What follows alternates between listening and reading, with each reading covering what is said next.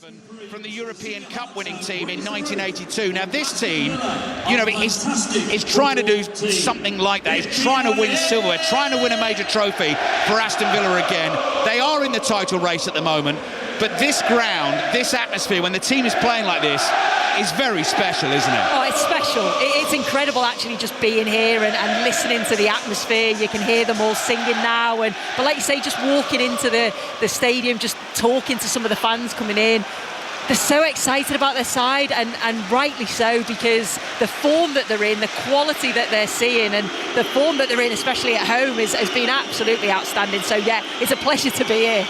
Right, Manchester United in change kit, in the white shirts, in the team huddle. Michael Oliver, I believe, is wearing ref cam today, so occasionally this season the referees have got the camera attached to them to give us a different view of the action. He's dressed all in black. Let's run you through the two teams quickly again before we get underway, and a warm welcome, as always, to all our listeners on the BBC World Service across the globe. A chilly Sunday, December afternoon in the Midlands. Aston Villa, a win here will put them within 3 points of the leaders, Arsenal. Manchester United, if they can win it, and they often do at Villa Park, they've got a very good record here, then they will be up to 5th in the Premier League table. The game is underway. Long ball downfield has been headed out of play by Amadou Onana for Aston Villa. So that will be a Manchester United throw. They're in the white shirts, and they're attacking the goal away to our right in front of that giant, noisy Holt end. Long throw, Onana jumps, wins another header for Villa. Rodgers turns it behind him to Ian Maatsen, who starts again at left back for Villa. He's fouled Dalot there as he tried to get past him. So Manchester United will have an early free kick. And Sue, 10 minutes ago, we saw Manchester United working hard on the set pieces in the warm-up, didn't we? Yeah, we did, which is interesting to see. They were doing wide free kicks, which is what they've got now. They were doing a couple of corners as well, but it's interesting to see straight away that they have started in that back three, because I don't think we were sure if it's going to be a 3 or a 4, but certainly is a back three. Yeah, the system remains the same. The personnel have changed. 3 changes from the 4-4 draw against Bournemouth. Bruno Fernandes holds his right arm in the air. He's 5 yards in from the right-hand touchline, 40 yards from goal. Skidding delivery, cleared on the half volley by Maatsen. And it comes out here to Patrick Dorgu, who's one of the 3 players to come into the Manchester United side. Pantomime booing and jeering for Fernandes. Ball in to the edge of the area. Offside flag is up. So that'll be a free kick to Aston Villa. So the one change for them from the 3-2 win at West Ham is Emi Martinez returns in goal, having missed the last 2 games, and 3 of the last 4, in fact, with a lower back injury. So that is a reassuring presence for them in goal. He's in lemon yellow away to our right-hand side. Matty Cash, Ezri Konsa, former Manchester United man Victor Lindelof, playing against his former club because Pau Torres is still out injured for Aston Villa, and Ian Maatsen. Boubacar Kamara, Amadou Onana, then it's McGinn, Tielemans, the informed Morgan Rodgers, and Ollie Watkins up front, who's only got 3 goals to his name so far this season. Morgan Rodgers there has knocked the ball past Dalot. Dalot dangled a leg, and Rodgers just said, yep, I'll walk onto that, thank you very much. He didn't need to go over there. He just wanted to show there was contact. He got the free kick. Yeah, he did, and it was quite intelligent, the way that he did that. I'm also looking at Ugarte. Looks like he's going to stay on Tielemans, make sure he can't be creative on the ball. Mount looking for a through ball here. Cunha's going to hit one early wide of the target. Couple of yards wide of the left-hand post. First chance goes to Manchester United. He looks frustrated. He didn't get it on target. Villa 0, Manchester United 0. 2.5 minutes into the first half. Unai Emery furiously clapping his hands together. And a goal at Celtic Park. Celtic Aberdeen. Martin Dowden. Celtic 1, Aberdeen 1. 74 minutes on the clock. 10-man Aberdeen. They've got an unbelievable equaliser on the break. Kenan Bilalovic, the substitute, raced away and finished beyond Kasper Schmeichel. 1-1. So 5th game for Wilfred Nancy. He's lost the first 4. Celtic 1-0 up for quite a while in that game. Aberdeen down to 10 men, and they've equalised. Chris Sutton once again taking the calls on 6:06 tonight after our commentary here at Villa Park. Celtic fans, you are very welcome to call and have your say, vent your spleen, whatever you want to do. The number to dial is 08085 909 693. Cunha wasn't too far away there, Sue. Oh, do you know, it was a great effort from Cunha. Aston Villa just couldn't clear their lines, and it just fell to him. He was just on the edge of the box, right-footed, hits it first time, and it's curling. Just can't curl into that far corner in time. Great effort, though. Give you this Manchester United team in a second. John McGinn is backing into Luke Shaw. Two sturdy figures there. McGinn passes to Rodgers. Rodgers releases Watkins. Watkins goes on the outside, up to the edge of the area, back onto his right foot. Can't get the shot away. Heaven got the challenge in. Yoro and Heaven combined there to make the tackle. And Heaven is down, I think slightly hurt inside that Manchester United penalty area. Then McGinn, too eager to win the ball back in front of the Manchester United fans opposite us. He's fouled Dorgu. Free kick for Manchester United in the left-back position. Sue. Oh, it's such a quick breakaway. Aston Villa do so well. They win the ball. Straight away it falls to Rodgers, who finds a lovely little pocket of space, plays the ball out to Ollie Watkins on the sort of left-hand side, and you just want him to go on his left foot. A confident Ollie Watkins would have gone on his left foot, took the shot away. He doesn't. He cuts back inside, which allows Manchester United to get back and defend it. Manchester United fans then right next to their Belgian keeper. Senna Lommans clears with his right foot downfield. Dorgu leaps the ball, clears him and goes out for a throw into Aston Villa midway inside their own half on the right. The atmosphere has not abated. So, as Sue was saying, the Manchester United system stays the same. Lommans in goal, so that is Yoro, 20-year-old Lenny Yoro, 19-year-old Aidan Heaven, and Luke Shaw as the back three. Dalot has switched over to right wing back, so effectively replaces Amad Diallo over there. Dorgu in as left wing back. Manuel Ugarte alongside Bruno Fernandes in central midfield. Mount and Cunha in support of Benjamin Sesko, who has the heavily tattooed arms, the short-sleeved, bright white Manchester United shirt. Closing in on Emi Martinez, passes across to Konza, straight ball up the inside right channel. McGinn let it run, it hits the shins of Shaw. Shaw wins the next one. Manchester United have finally got the ball on the halfway line, and Manuel Ugarte, who's making only his third Premier League start of the season, so no chance for Mainu to impress today, but Ugarte definitely has that chance for United. Here's Dalot on the right, inside his own half, towards Sesko. Camara saw the danger, comes thundering across, slides in, gets a touch on the ball, and back it comes to Emi Martinez. This game has started at a really good pace. Oh, it's a real fast pace, the way that the game started. You just see there, they were trying to play the ball into Sesko, and Camara does so well to just shield it. That's what he does so well. He just reads the game, shields those passes through. Tielemans looking for Rodgers, the pass just beyond him. Ball played out by Heaven to Dalot, puts a right foot on it, first time ball. Fernandes sticks his body in the way of Camara there, takes a whack in the back of the leg, wins the free kick. Manchester United took it quickly, but Michael Oliver's going to call it back. Pat Nevin's mentioned this to me a couple of times this season. So Bruno Fernandes has won the free kick there by sort of sticking a leg out and putting his body in the way, but you do risk picking up an injury doing that, don't you, Sue? Yeah, you do, and I think that was a sore one there. He uses his body so well. He knows exactly where the player is, he knows exactly where the ball is, and as he twists, he does get clattered in the leg. I think he's okay, but you do risk the injury. He's right, Pat. So he's got Manuel Ugarte alongside him, and look at Fernandes trying to take control already, because young Aidan Heaven's on the ball, and he sort of looked at Fernandes there for reassurance, and Fernandes just sort of patted his palms down towards the floor. Ugarte's lost it on the halfway line, and Arna brings it forward. The Villa fans scream shoot across to McGinn. Good save, Lommans. Rebound from Watkins. Lommans blocks it again behind. It goes for the corner to Aston Villa. Brilliant double save by the Manchester United goalkeeper. Oh, it's brilliant, and it's really good play from Aston Villa. They win the ball back off Ugarte. Really good pressure, and Arna then breaks forward, and once he breaks forward, the crowd are saying shoot. He gets himself to the edge of the area, plays it out to John McGinn, and he just looks to side foot it into that far corner. Really good save from Lommans.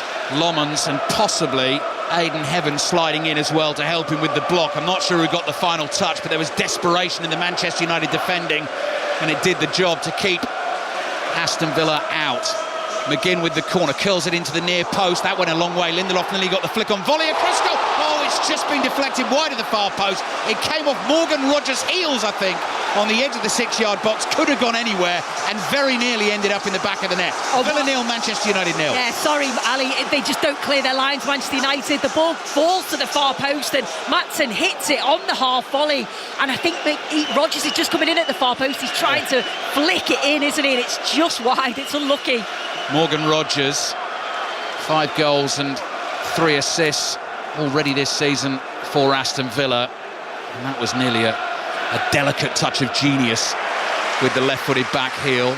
Luke Shaw goes chuntering up the left-hand touchline. He's tackled, And the ball goes out for a throw-in to Manchester United, just short of the halfway line on the left. So Villa 0, Manchester United 0. Celtic Aberdeen is now 1-1. Hearts beat Rangers 2-1 earlier on in the Scottish Premiership today to extend their lead at the top to 9 points. So that would be 8 points if Celtic and Aberdeen finishes as a draw. That pass is short of Dalot. Dallow's won it against Maatsen though.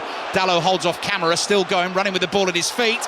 And I think he might have won Manchester United a corner. No, assistant referee can see that better and says the last touch came off Dalot. That will be a goal kick for Aston Villa, 0-0. Yeah, Dallow's obviously coming onto the right-hand side. We know he's been playing as that sort of left wing-back as well. And, you know, Dorgu's gone over that side. He does well there, breaks forward well, which we know he can do. But, yeah, just can't quite win his team a corner.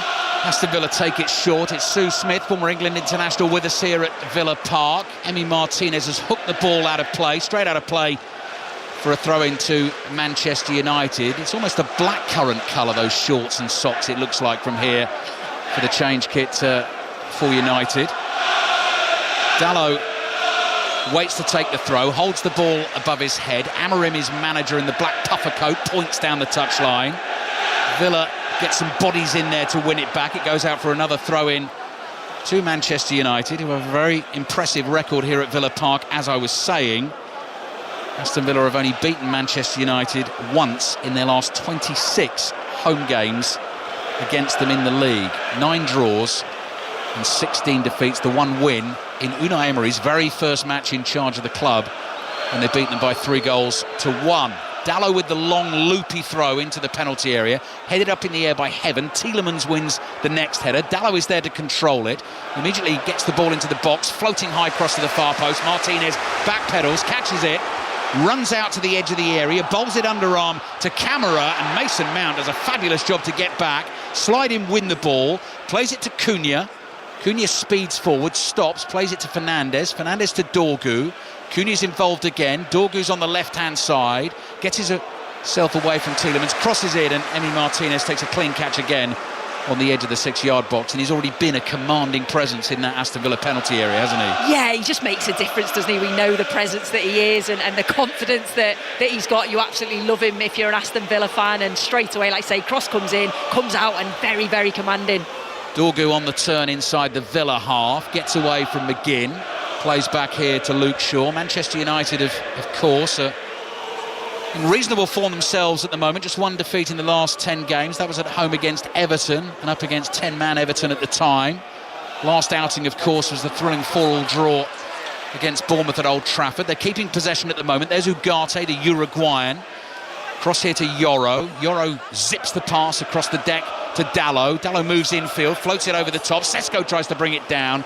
Couldn't control it on the laces of his right boot, and it bounces once into the arms of Emi Martinez. That was a decent ball. Yeah, do you know what? It was really unlucky. Dalot just cuts in onto that left foot, and he sees the runner Sesko. Unlucky, just can't bring it down. Martinez under pressure, passes across to Konza, across the dead ball line for Villa, wide to Cash, up the touchline it goes to McGinn. Shaw is right there with him. McGinn goes in hard, wins the 50-50 against Dorgu.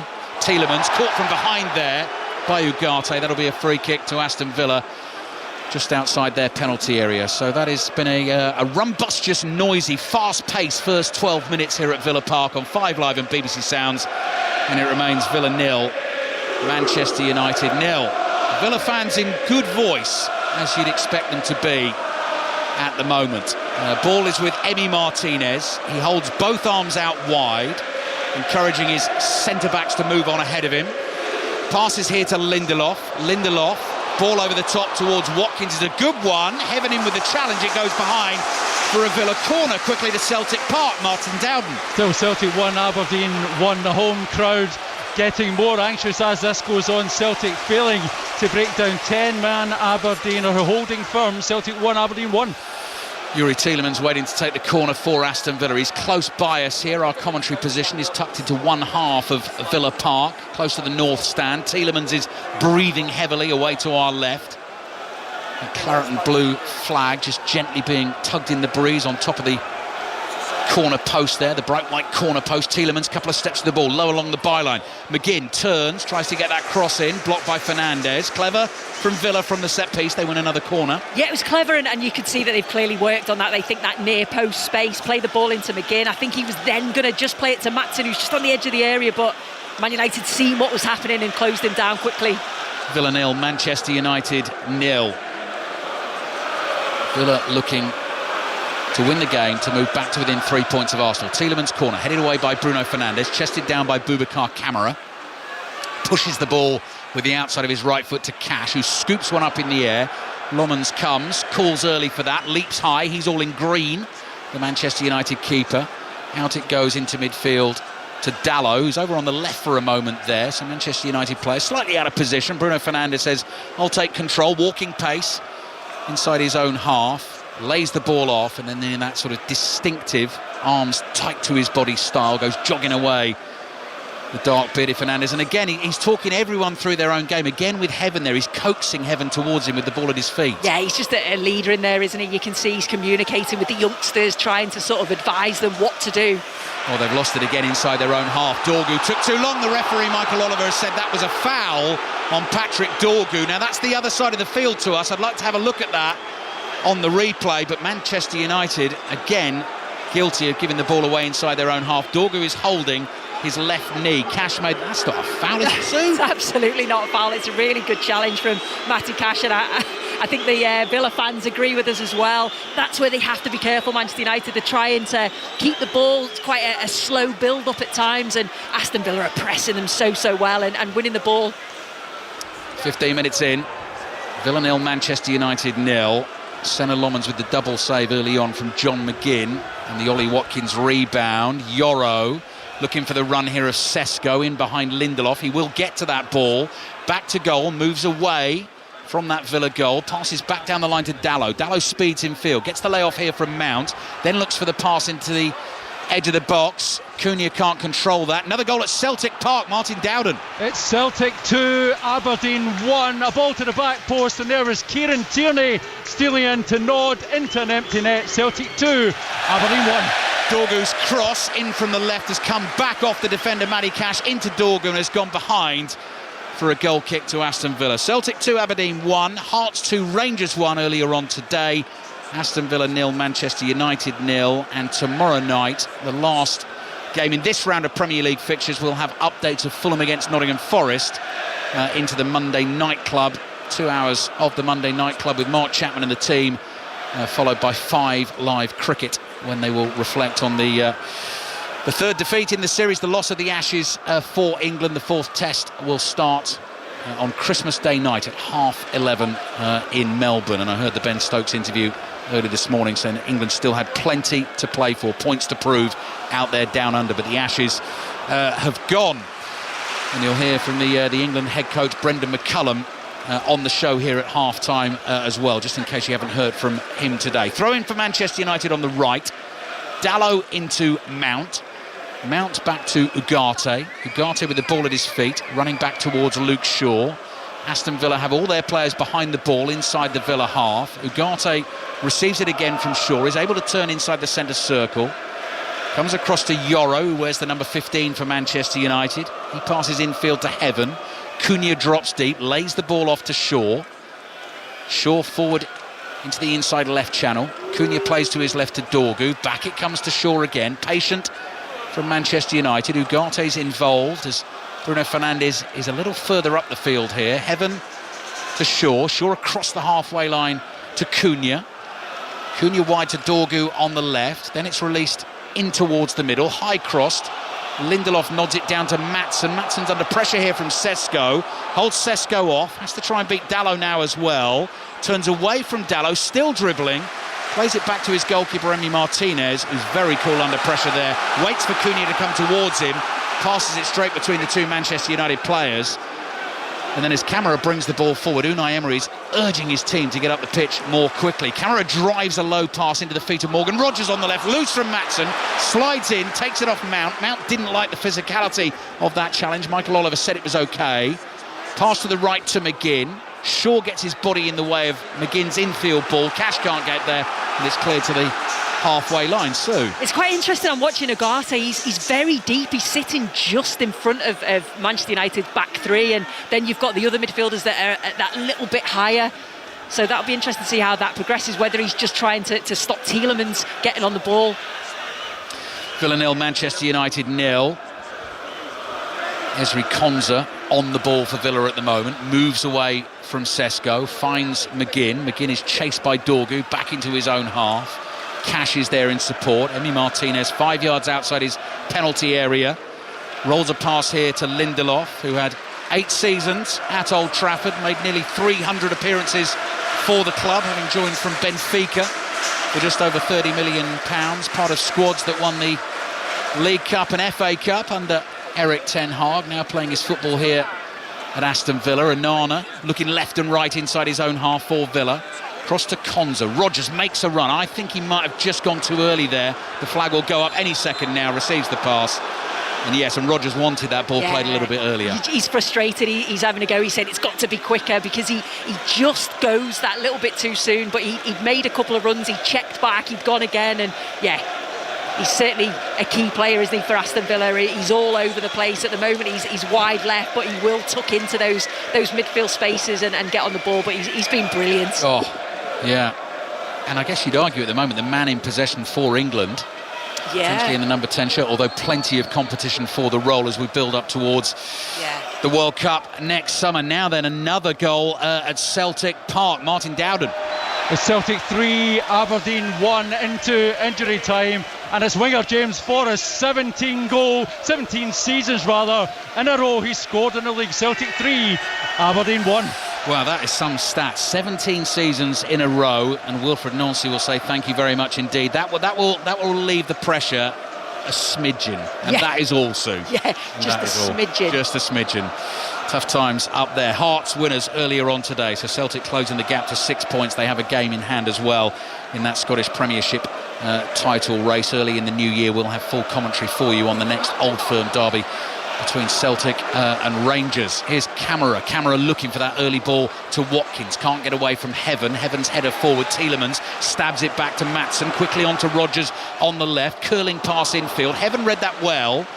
Controls it. Then starts running with the ball at his feet. Encouraged to do so here by Cunha. Goes gliding past him, and then the pass is behind Mount and goes out for a throw into Aston Villa. Yeah, it was the right idea though to drive into those midfield areas, but yeah, just the pass let him down at the end. Mount wanted it in front of him and went out of play. A couple of weeks ago, Sue, I don't know if you spotted this, Manchester United against West Ham, but Aidan Heaven was in the team for Manchester United. George Earthy was on the bench for West Ham, so you had Heaven and Earthy on the same team sheet. Konsa can't get onto that. Sesko's in behind Martinez, flying off his line, makes a really important save for Aston Villa, and the ball goes out for a throw-in, and the offside flag stayed down. That was a classic Emi Martinez save. That is exactly what we were talking about before the game. Yeah, it's brilliant. I'm just watching it again, and he is onside, and Emi Martinez, he just reacts so quickly. You just think when he's through Sesko, could he have just lifted it over the top of the keeper?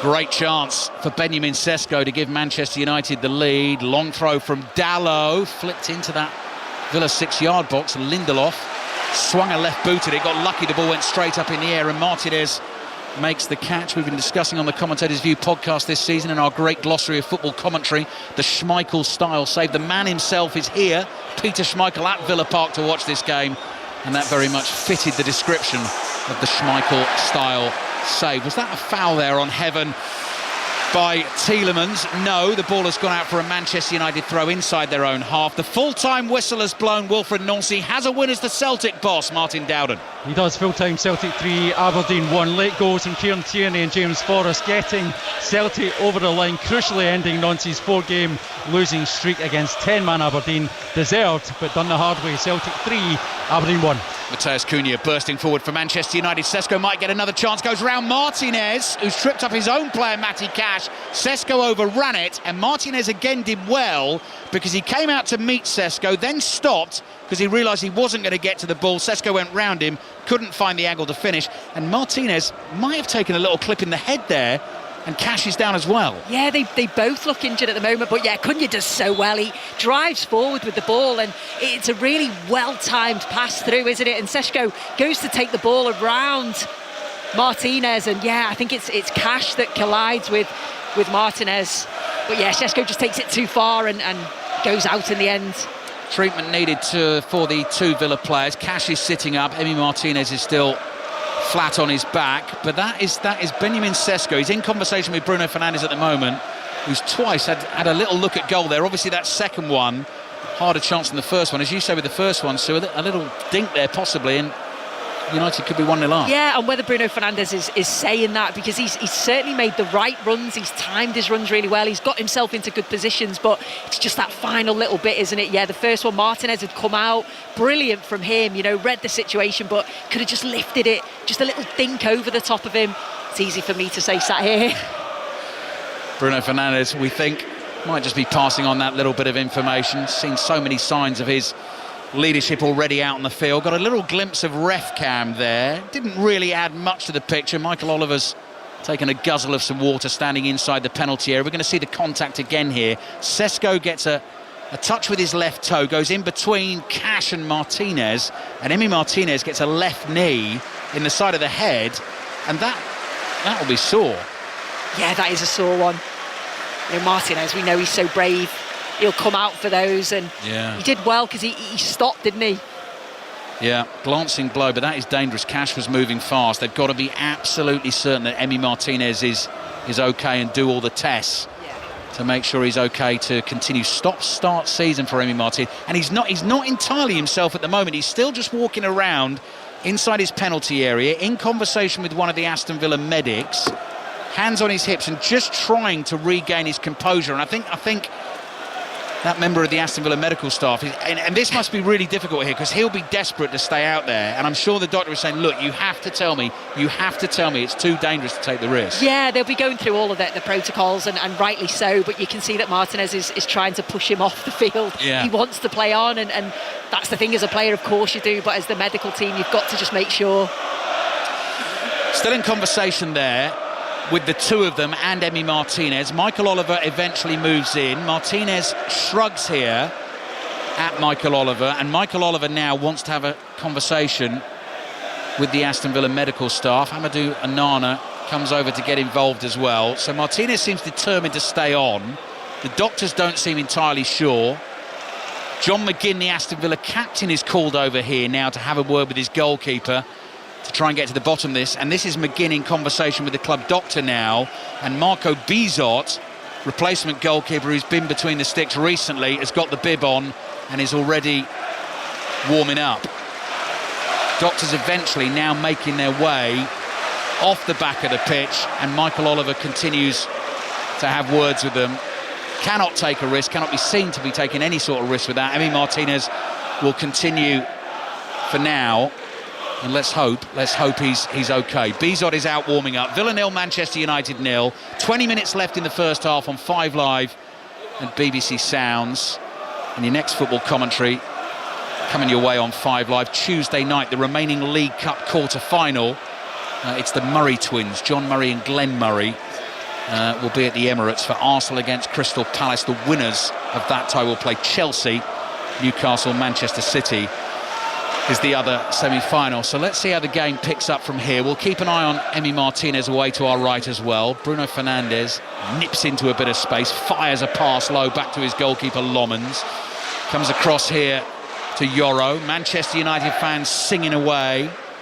They get a section which runs alongside the pitch here in the lower tier of that Doug Ellis stand opposite us. Cunha side foots a pass to Shaw, back to Cunha. Cash was in quickly, got a touch. Shaw plays it back here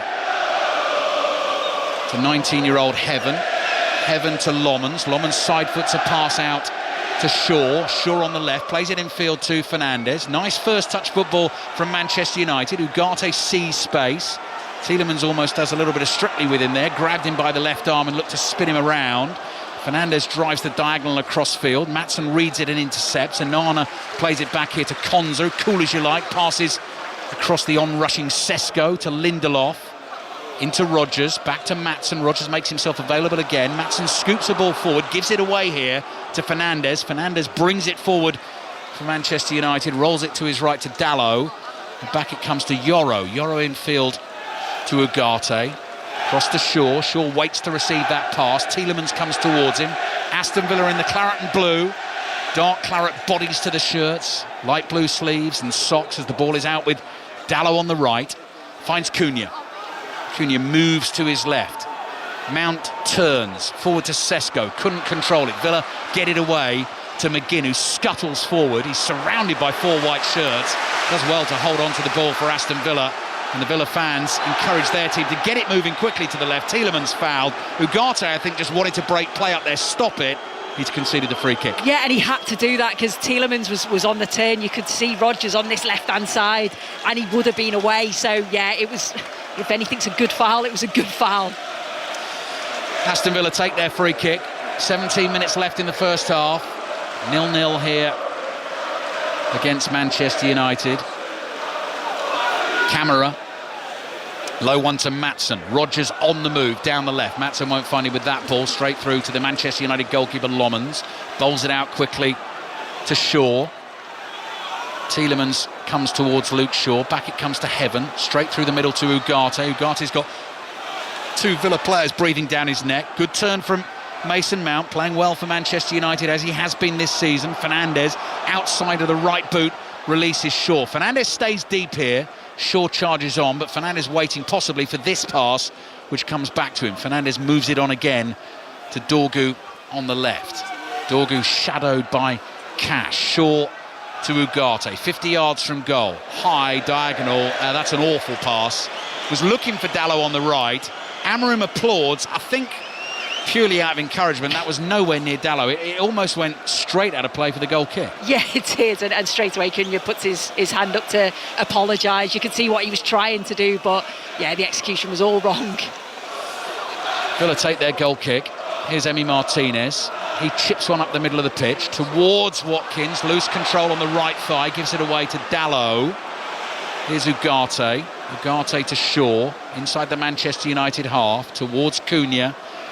Konsa's come a long way to stick with Cunha here. Cunha tries to get away from him. Dorgu can't control it.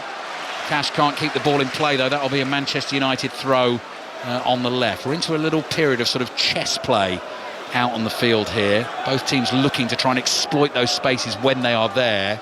And neither team can quite find the way through. That's good work from Ugarte. Turns away from Tielemans. Feeds it through the middle to Mount.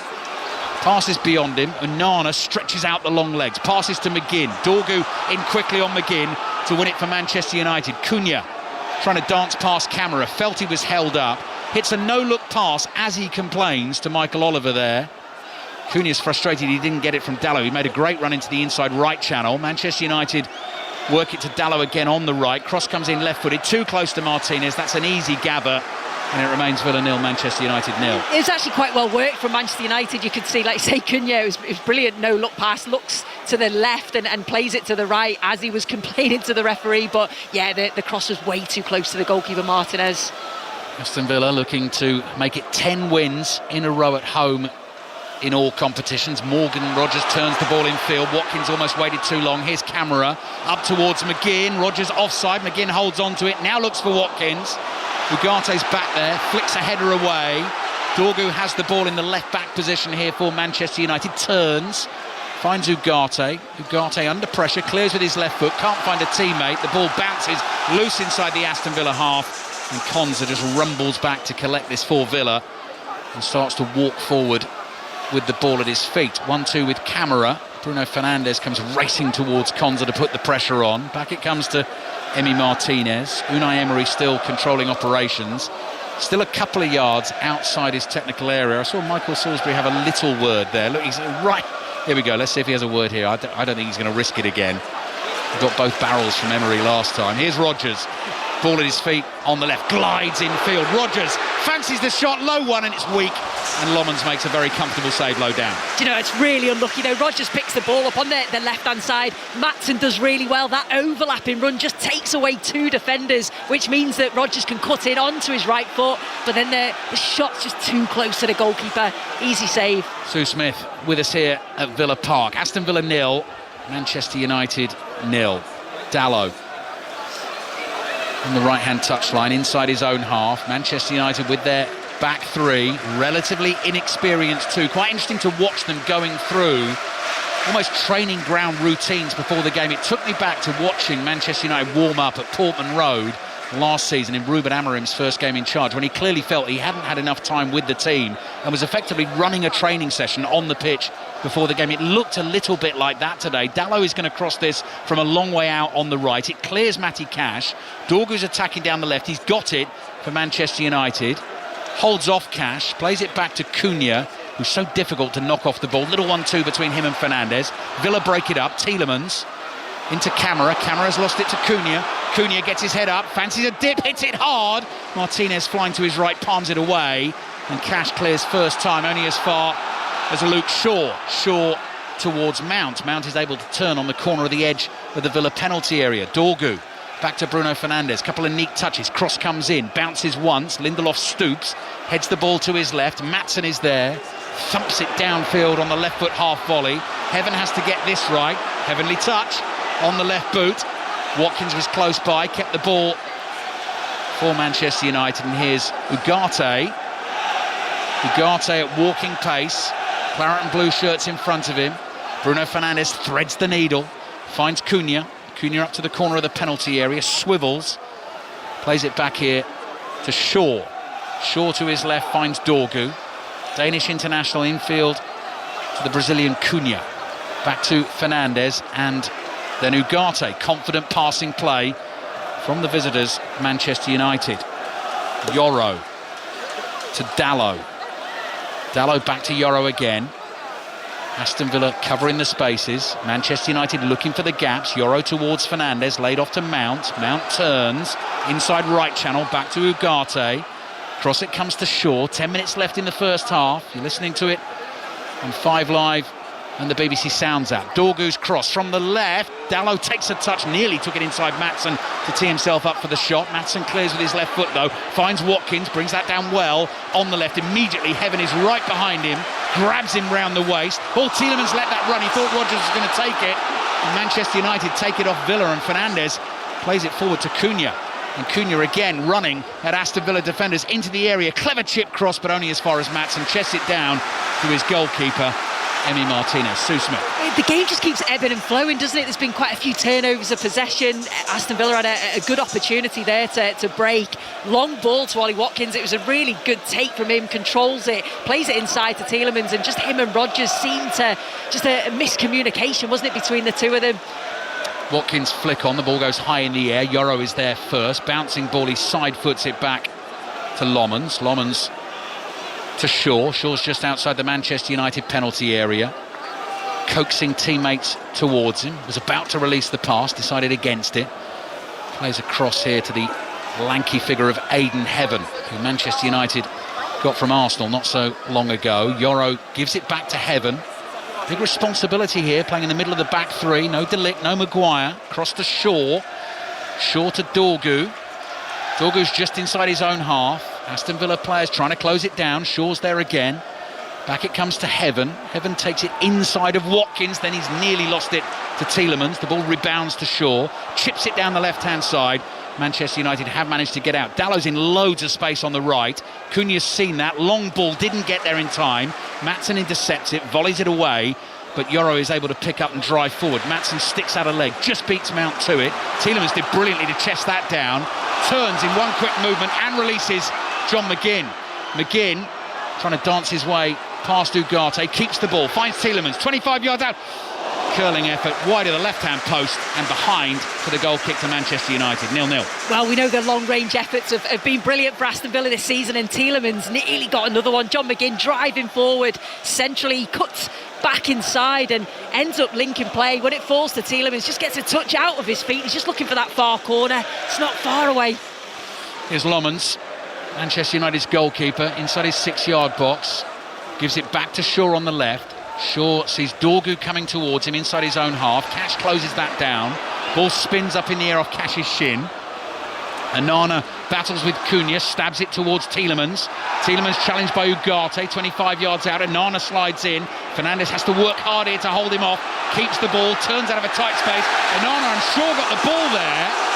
Michael Oliver says free kick for Manchester United. Maybe ball and man. And Anana actually gives Michael Oliver a low 5 to say good decision ref. Manchester United get the free kick and are able to clear their lines. But when you see an opposition player on the ball like that, possibly in trouble on the edge of their own box, you're going to go in and try and win it. Of course you are, and that's exactly what Onana does. We know that, we've just spoke, haven't we, about Bruno Fernandes is so good at using his body, and he does that there. Onana wins the ball but goes through the man as well, so it is a foul.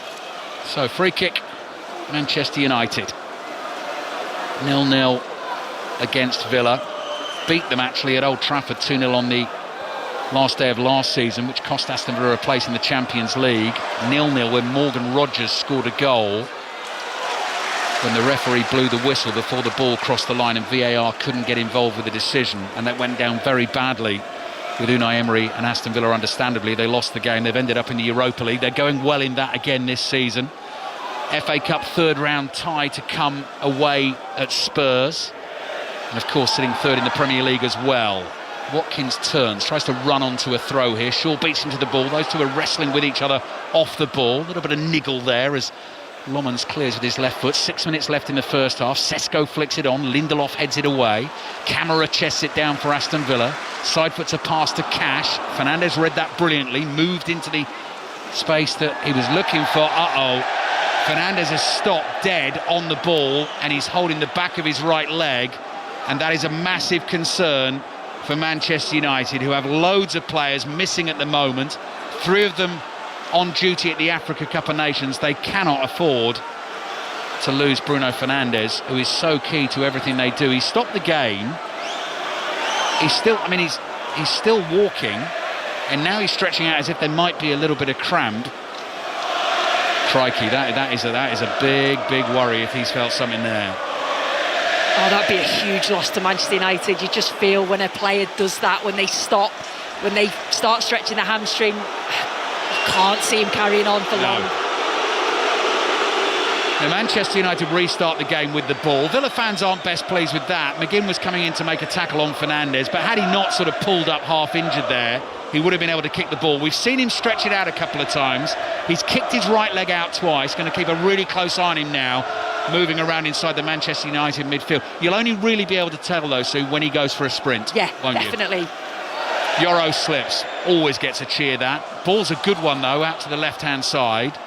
Dorgu lays it off to Cunha. Cunha just inside the Villa half. Fernandes in central midfield, pointing, exhorting teammates to greater efforts.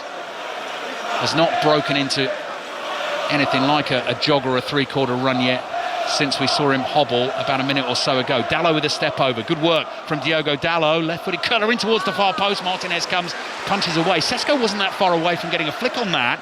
Falls to Cunha. Edge of that Manchester United, I beg your pardon, Aston Villa penalty area. Here's Fernandes. Fernandes to Dorgu. Back to Cunha. Dink ball to Dalot. Cunha again. Clever touch with his right foot. Tries to work space for the shot. Slides in on Maatsen. Catches Maatsen. Surprised that's not a free kick. Maatsen's hobbling. United have it again. Fernandes with the diagonal. Pings it across field to Mount. Mount finds Cunha.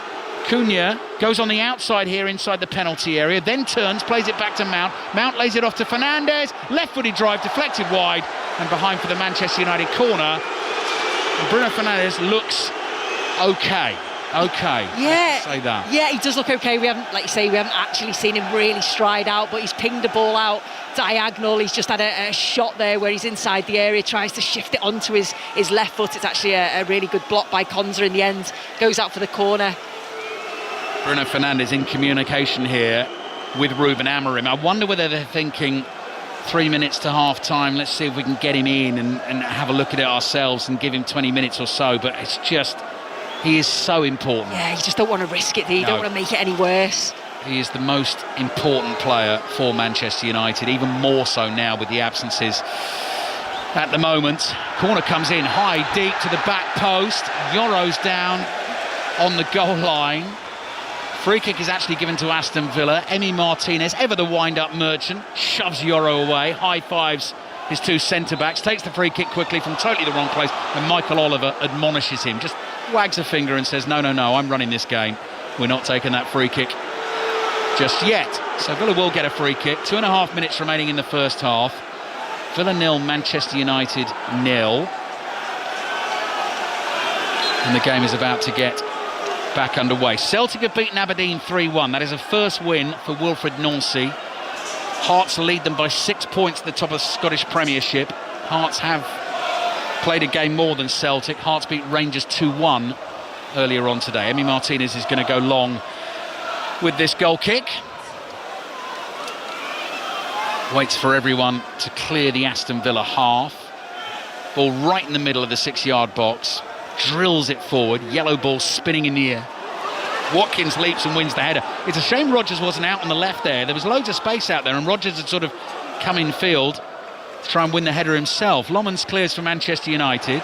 Ball is volleyed away by Lindelof. Fernandez jumps for Manchester United and heads the ball to his left. Cash is there, turns inside his own half. Wants to be careful here. Picks the right pass, plays it across to Lindelof. Lindelof strokes it back to his goalkeeper Martinez on his left foot here, out towards Rodgers, tries to hold off Yoro. Yoro wins the header. Tielemans can't control that. Tielemans gets a second chance when Mount loses it. Camera from deep towards McGinn.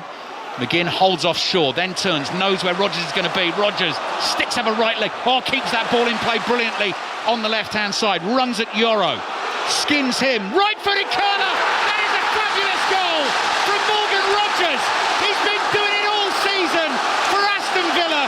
Did so well to control the ball in the first place, stuck a right leg up high to keep it in play, glided in field, and then has whipped it beyond centre Lomans, who could only watch it disappear behind him into the top of the net. Villa 1, Manchester United 0. Well, he's the man of the moment, is he, Morgan Rodgers, and he's just done it again. It's absolutely brilliant from him. You can hear the atmosphere in here, but it's a lovely switch of play out to him. Like you mentioned, Ali, what a first touch it is. His first touch is superb, and then he just cuts inside. It's really good move. I'm just watching it again. He's onside, but that first touch is superb. Looks up, he's got one defender to beat, just cuts inside, gets himself into the area, and then right footed just goes for that far corner. It's a lovely kill. Lawrence has got no chance. Villa Park alive with noise, as it has been all half. Win today, just 3 points behind Arsenal at the top of the table. Villa fans dreaming of possibly winning the title. The last time they did that was in 1981. Certainly one of the most informed players in the division at the moment is Morgan Rodgers. He has proved it again.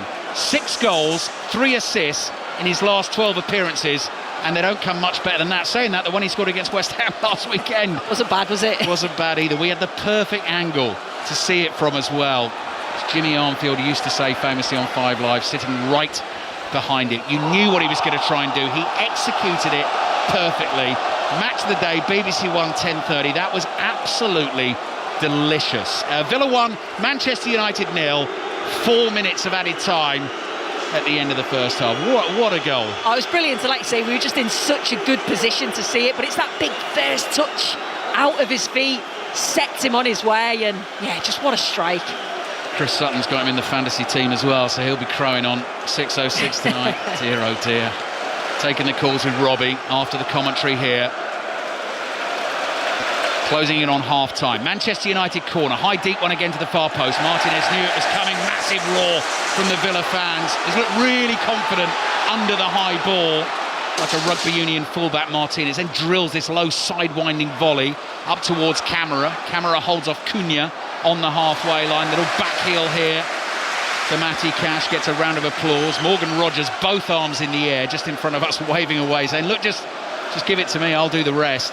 Thing was, when he controlled it, Sue, it took him wide, and it gave him actually space to run at Yoro, didn't it? So he was up to full speed, which meant he got past Yoro quite easily, actually. It was hard for Yoro to deal with, and then the space opened up to hit the curler. Yeah, and I think that's... Oh, hang on, Villa have given it away. Cunha with the chance. Oh, brilliant finish. Absolutely deadly from Matheus Cunha. And Aston Villa fans can't believe this.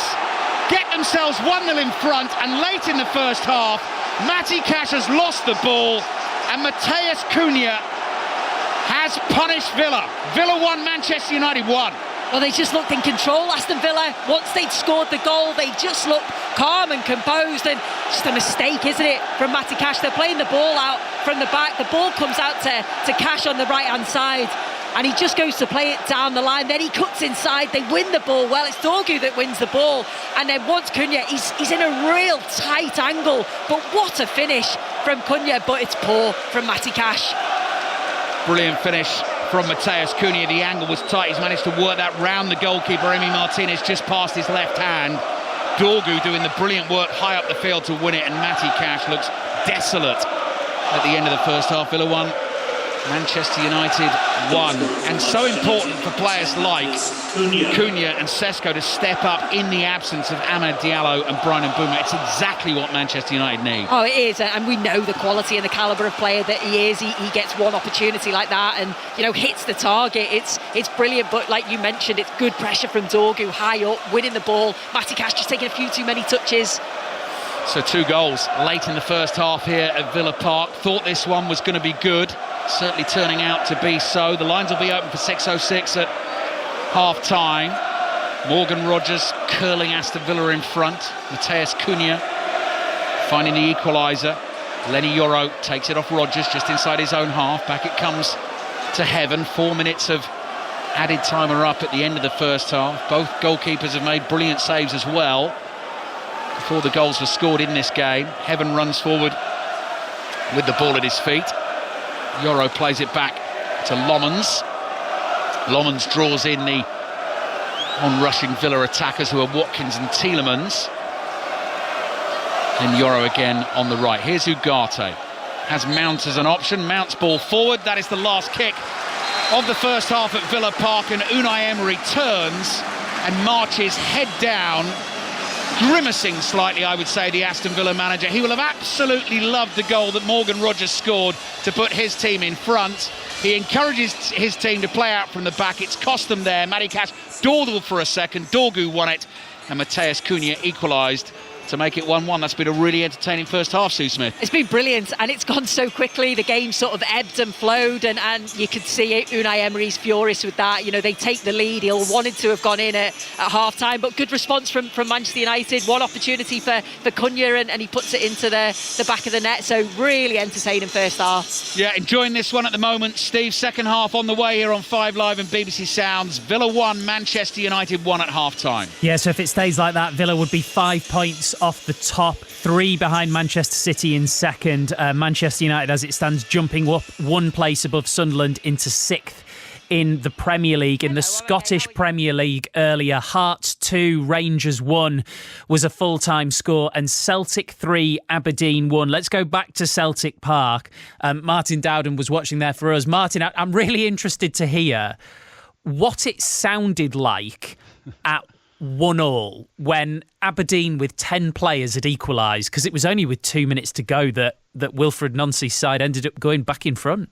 Yeah, at 1-1 you could feel this crowd absolutely turning off the back of 4 defeats, of course, since Wilfred Nancy took charge at Celtic. It was an absolutely incredible football match. The sheer relief for Nancy, sheer relief for this home crowd off the back of those defeats. And up until late goals from Kieran Tierney and James Forrest in injury time, the 17th consecutive league season he's now scored in, which is incredible in itself. This was very much in the balance. Look, the importance of the win can't be overstated.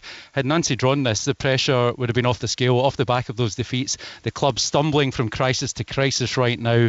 They should have been out of sight. They hit the woodwork 4 times in the second half, missed an incredible amount of chances, but as I said, at 1-1 you could feel it turning. All smiles in the end though, as the dust settles. Celtic close back to 6 adrift of league leaders Hearts with a game in hand, significantly 6 clear of Rangers, with Danny Rule's side visiting here in the game after next, which is Livingston away for Celtic. But for Nancy, you wonder if this is the moment when things begin to turn in his favour after a turbulent opening to his Celtic career. Thank you very much, Martin. Yeah, the other number of note is that Rangers are now 11 points behind Hearts at the top of the Scottish Premiership with 1 game in hand. That's because Hearts beat them 2-1 in our first commentary of the day. First half goals from Stuart Findlay and Lawrence Shanklin. Let's hear from Hearts head coach Derek McInnes speaking to BBC Radio Scotland's Brian McLaughlin. I thought we were good value for the 2-goal victory, but obviously you've got to keep doing the right things. We're a wee bit annoyed with the goal we lost, but if you're going to lose a goal with a 2-0 lead, it's do it with 10 seconds to go. So I've never been as grateful to see that final whistle go so quickly. But as you say, I thought we were good value for it, Brian, to be honest. Other than the first 10-15 minutes, we give a wee bit of break with the disallowed goal. But Rangers line-up surprises when we come in. They've not been 5-3-2 really, not certainly for starts of games, and Mikey Moore playing as a central striker surprised us, and we never quite got our distances right, but once we secured that after 15 minutes, I thought we connected the game really well. I thought we carried the threat, we disrupted Rangers' fluency and knitting the game together. I thought we defended brilliantly, so they're annoyed that we've lost a goal as they should be, and that we're all a wee bit kind of disappointed with that, but cause I thought we did so much right to get the clean sheet. Just disappointed we never get the third goal, because you've seen we had good moments to get it. 4 wins against Rangers and Celtic in the first 5 months of a season is remarkable and very rare, I have to say. It tells us though where Hearts are at the moment.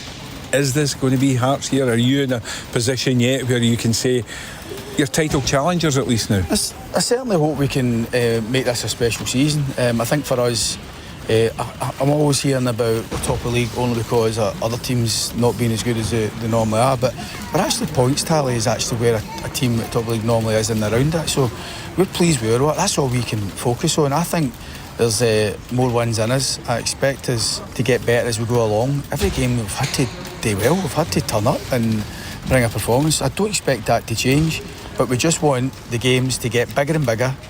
And to do that, and for Hearts to stay relevant, we need to just keep chalking off wins. Derek McInnes with Brian McLaughlin. 08085 909 693. The lines are open for 606 with Robbie Savage and Chris Sutton. Hello, Chris. Hello, Steve. Whoa, this season in the Scottish Premiership is something else, isn't it? It's unbelievable. I was covering the Hearts Rangers game today. I've got to say, Hearts, I mean, want to hear from Hearts fans. Will they ever get a better chance? No. Yeah, well, I mean, you just don't know. You just don't know with with Tony Bloom and the Jamestown Analytics. You've got Derek McInnes, who's a brilliant manager streetwise, and they thoroughly deserve to beat Rangers today. Going into the game, people were saying, well, if Danny Roll's Rangers, win today, will they be back in a title race? I always felt they weren't out of it, but that 12-point gap now leaves them with work to do. So, want to hear from Rangers fans what needs to happen in January. Danny Roll has inherited the squad which he's got, and he's actually done okay domestically. Steve, in Europe they've been particularly poor, but he needs a bit of help in January. Will Hearts go again in January? Will Tony Bloom invest again? But no, they're the game today was sensational. They deserve to win. Lawrence Shankland up top. I mean, Jack Butland should have done better with the second goal, but they've got a good balance about them, Hearts, and it is incredible this season with with Celtic. And had they drawn today with Aberdeen going down to 10, when that went 1-1, the noise Steve, in the studio. It sounds ridiculous, and he's lost his first 4 games, Wilfred Nancy, and then I don't know, but I suspect that may have been the end had they not won today. Do you think it might have been? I do. Just because when the whole stadium turns against against the manager, which I don't know whether it would. I think it would have done at the end of the game. And down south, a lot of people are saying to me, "Well, this is nuts. You can't sack a guy after 4 or 5 games."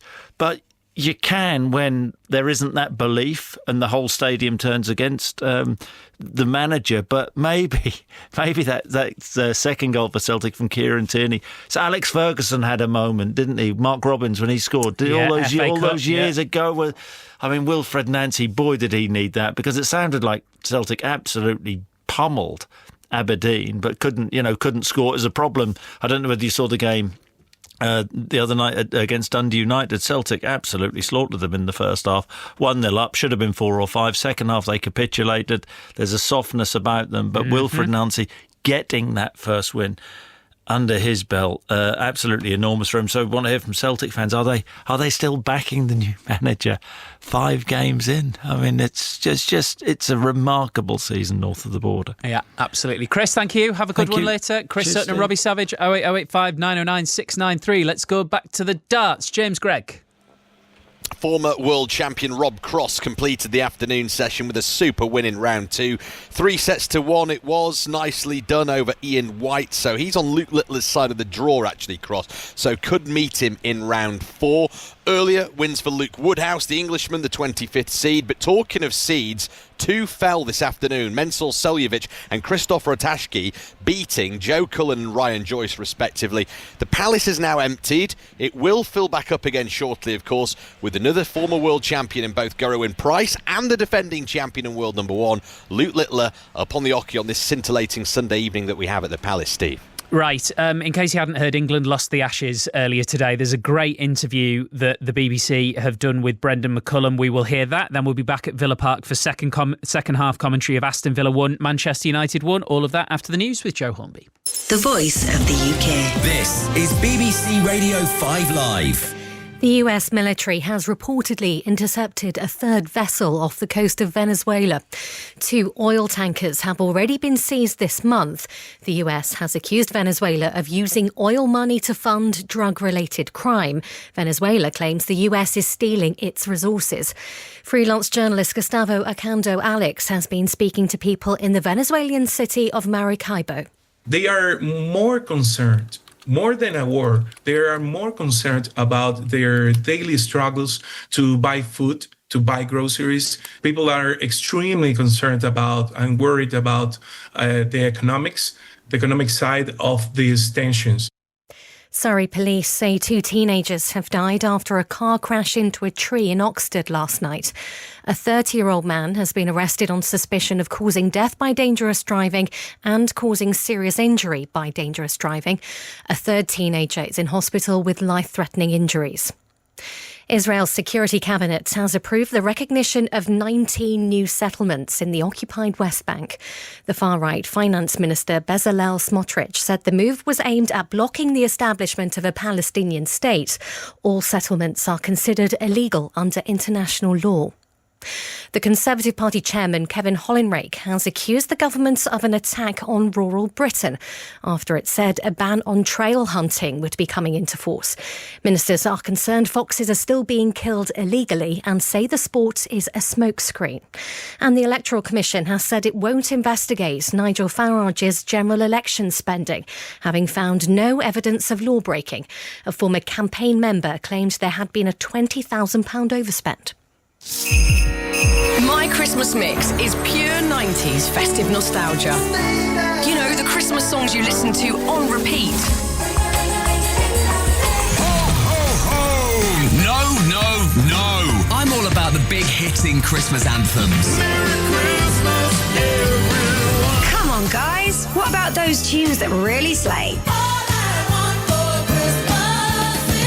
It's Christmas kitchen disco season, surely.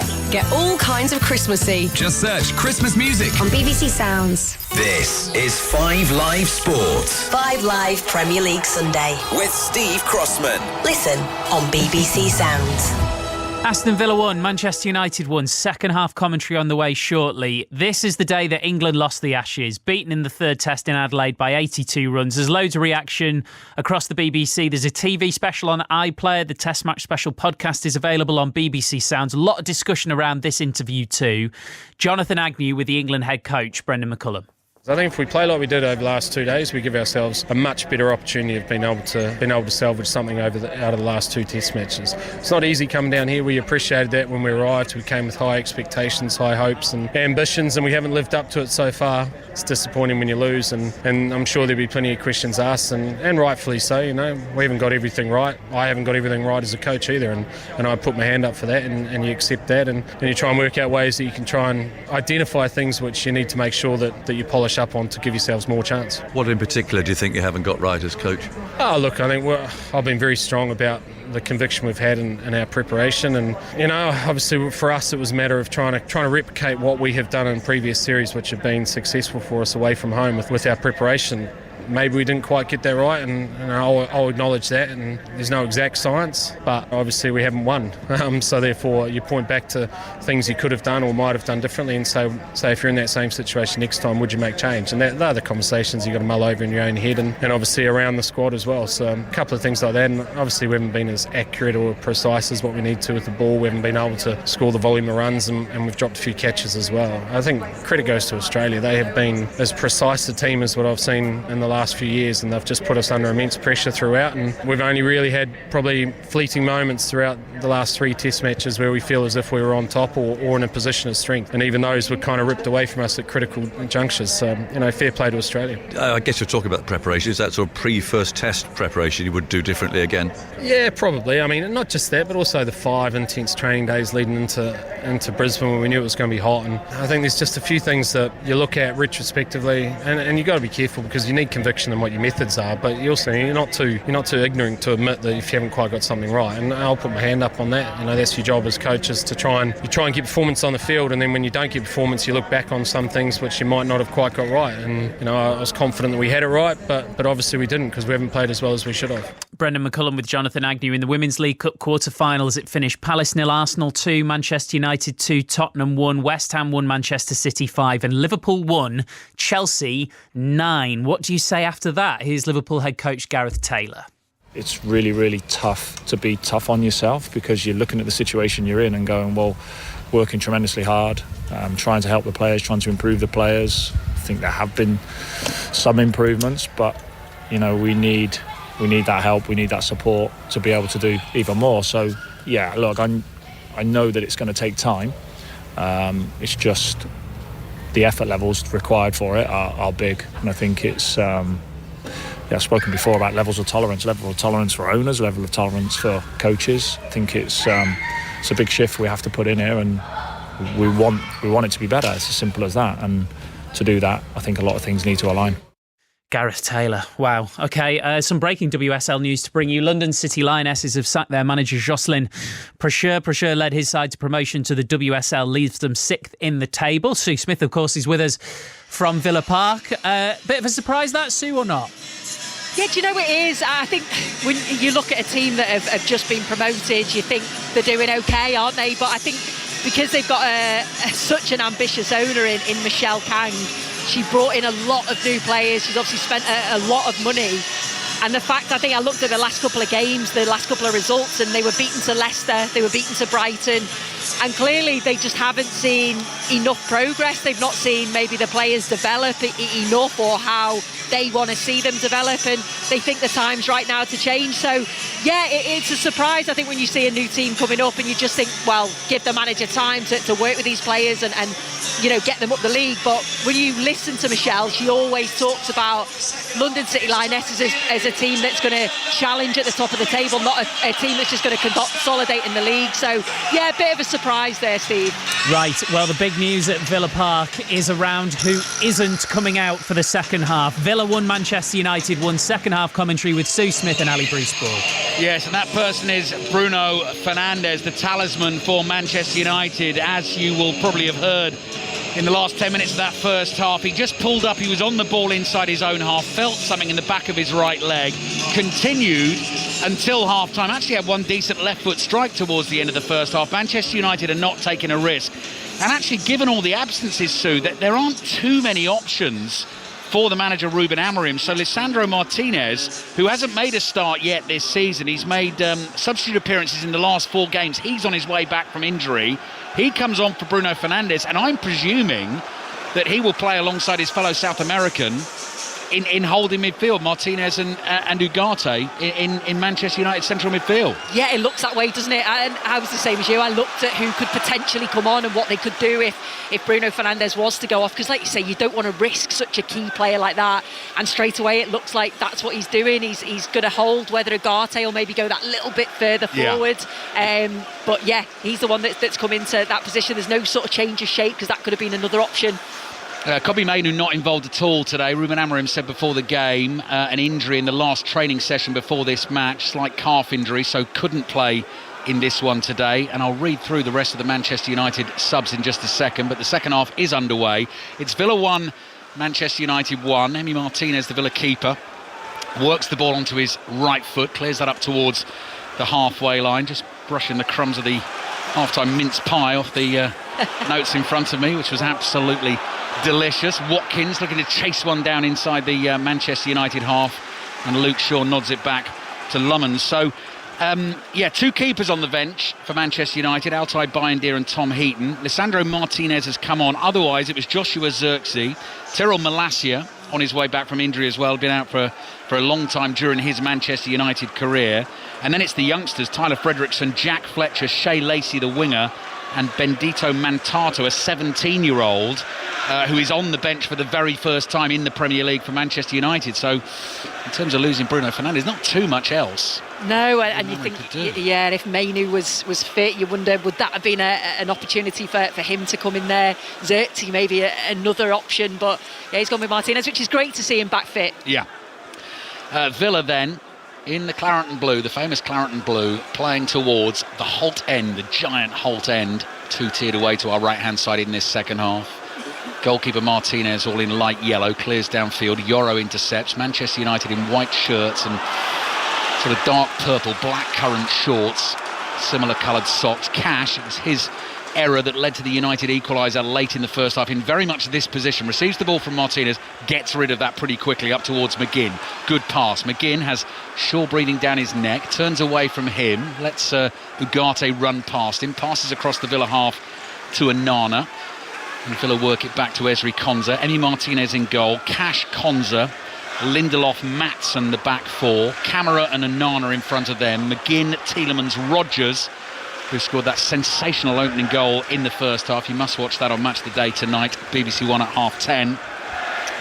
And Ollie Watkins through the middle, who very nearly scored in the first half as well. Senna Lommans made a sharp double save early in the game to deny McGinn, and then Watkins with the help of Heaven, one of his centre-backs. And Manchester United have Lommans in goal, Yoro, Heaven and Shaw. So Ruben Amorim sticking to his back three system. Dalot on the right, Dorgu on the left. It's now Lisandro Martinez and Manuel Ugarte in central midfield. Bruno Fernandes off at half-time. Mount, Cunha and Sesko. And the key question after the game, and Amorim won't be able to answer it definitively, is just how long that potentially might keep Bruno Fernandes out for. Next game for them, Newcastle at home, the only Premier League fixture on Boxing Day, an 8 o'clock kickoff. Cunha's ball to Mount, just inside the Villa half on the right. Dalot passes that beyond Yoro, who won't thank him for that, has to go running back into his own half to collect it. Finds Heaven, there's Lisandro Martinez, nice ball through the lines to find Mount. Mount scampers forward 20 yards, crosses it, Sesko stretches, nearly got studs on that ball, could have ended up in the back of the net, goes behind for the goal kick to Villa. Sue Smith. See, that's exactly what Martinez can provide. It's a lovely ball through the lines. He's just got a little bit of space, plays the ball into Mount, and then straight away they're on the attack, and it's a great delivery into the box. Sesko is trying to put everything onto it. He's sliding in and he's just inches away from getting on the end of it. He's centre of the goal, and really good move from Manchester United, but that started from Martinez. Lines are open for 606, the number to dial to have a chat to Chris Sutton and Robbie Savage tonight is 08085 909 693. Villa 1, Manchester United 1, Hearts 2, Rangers 1, Celtic 3, Aberdeen 1 in the Scottish Premiership this afternoon.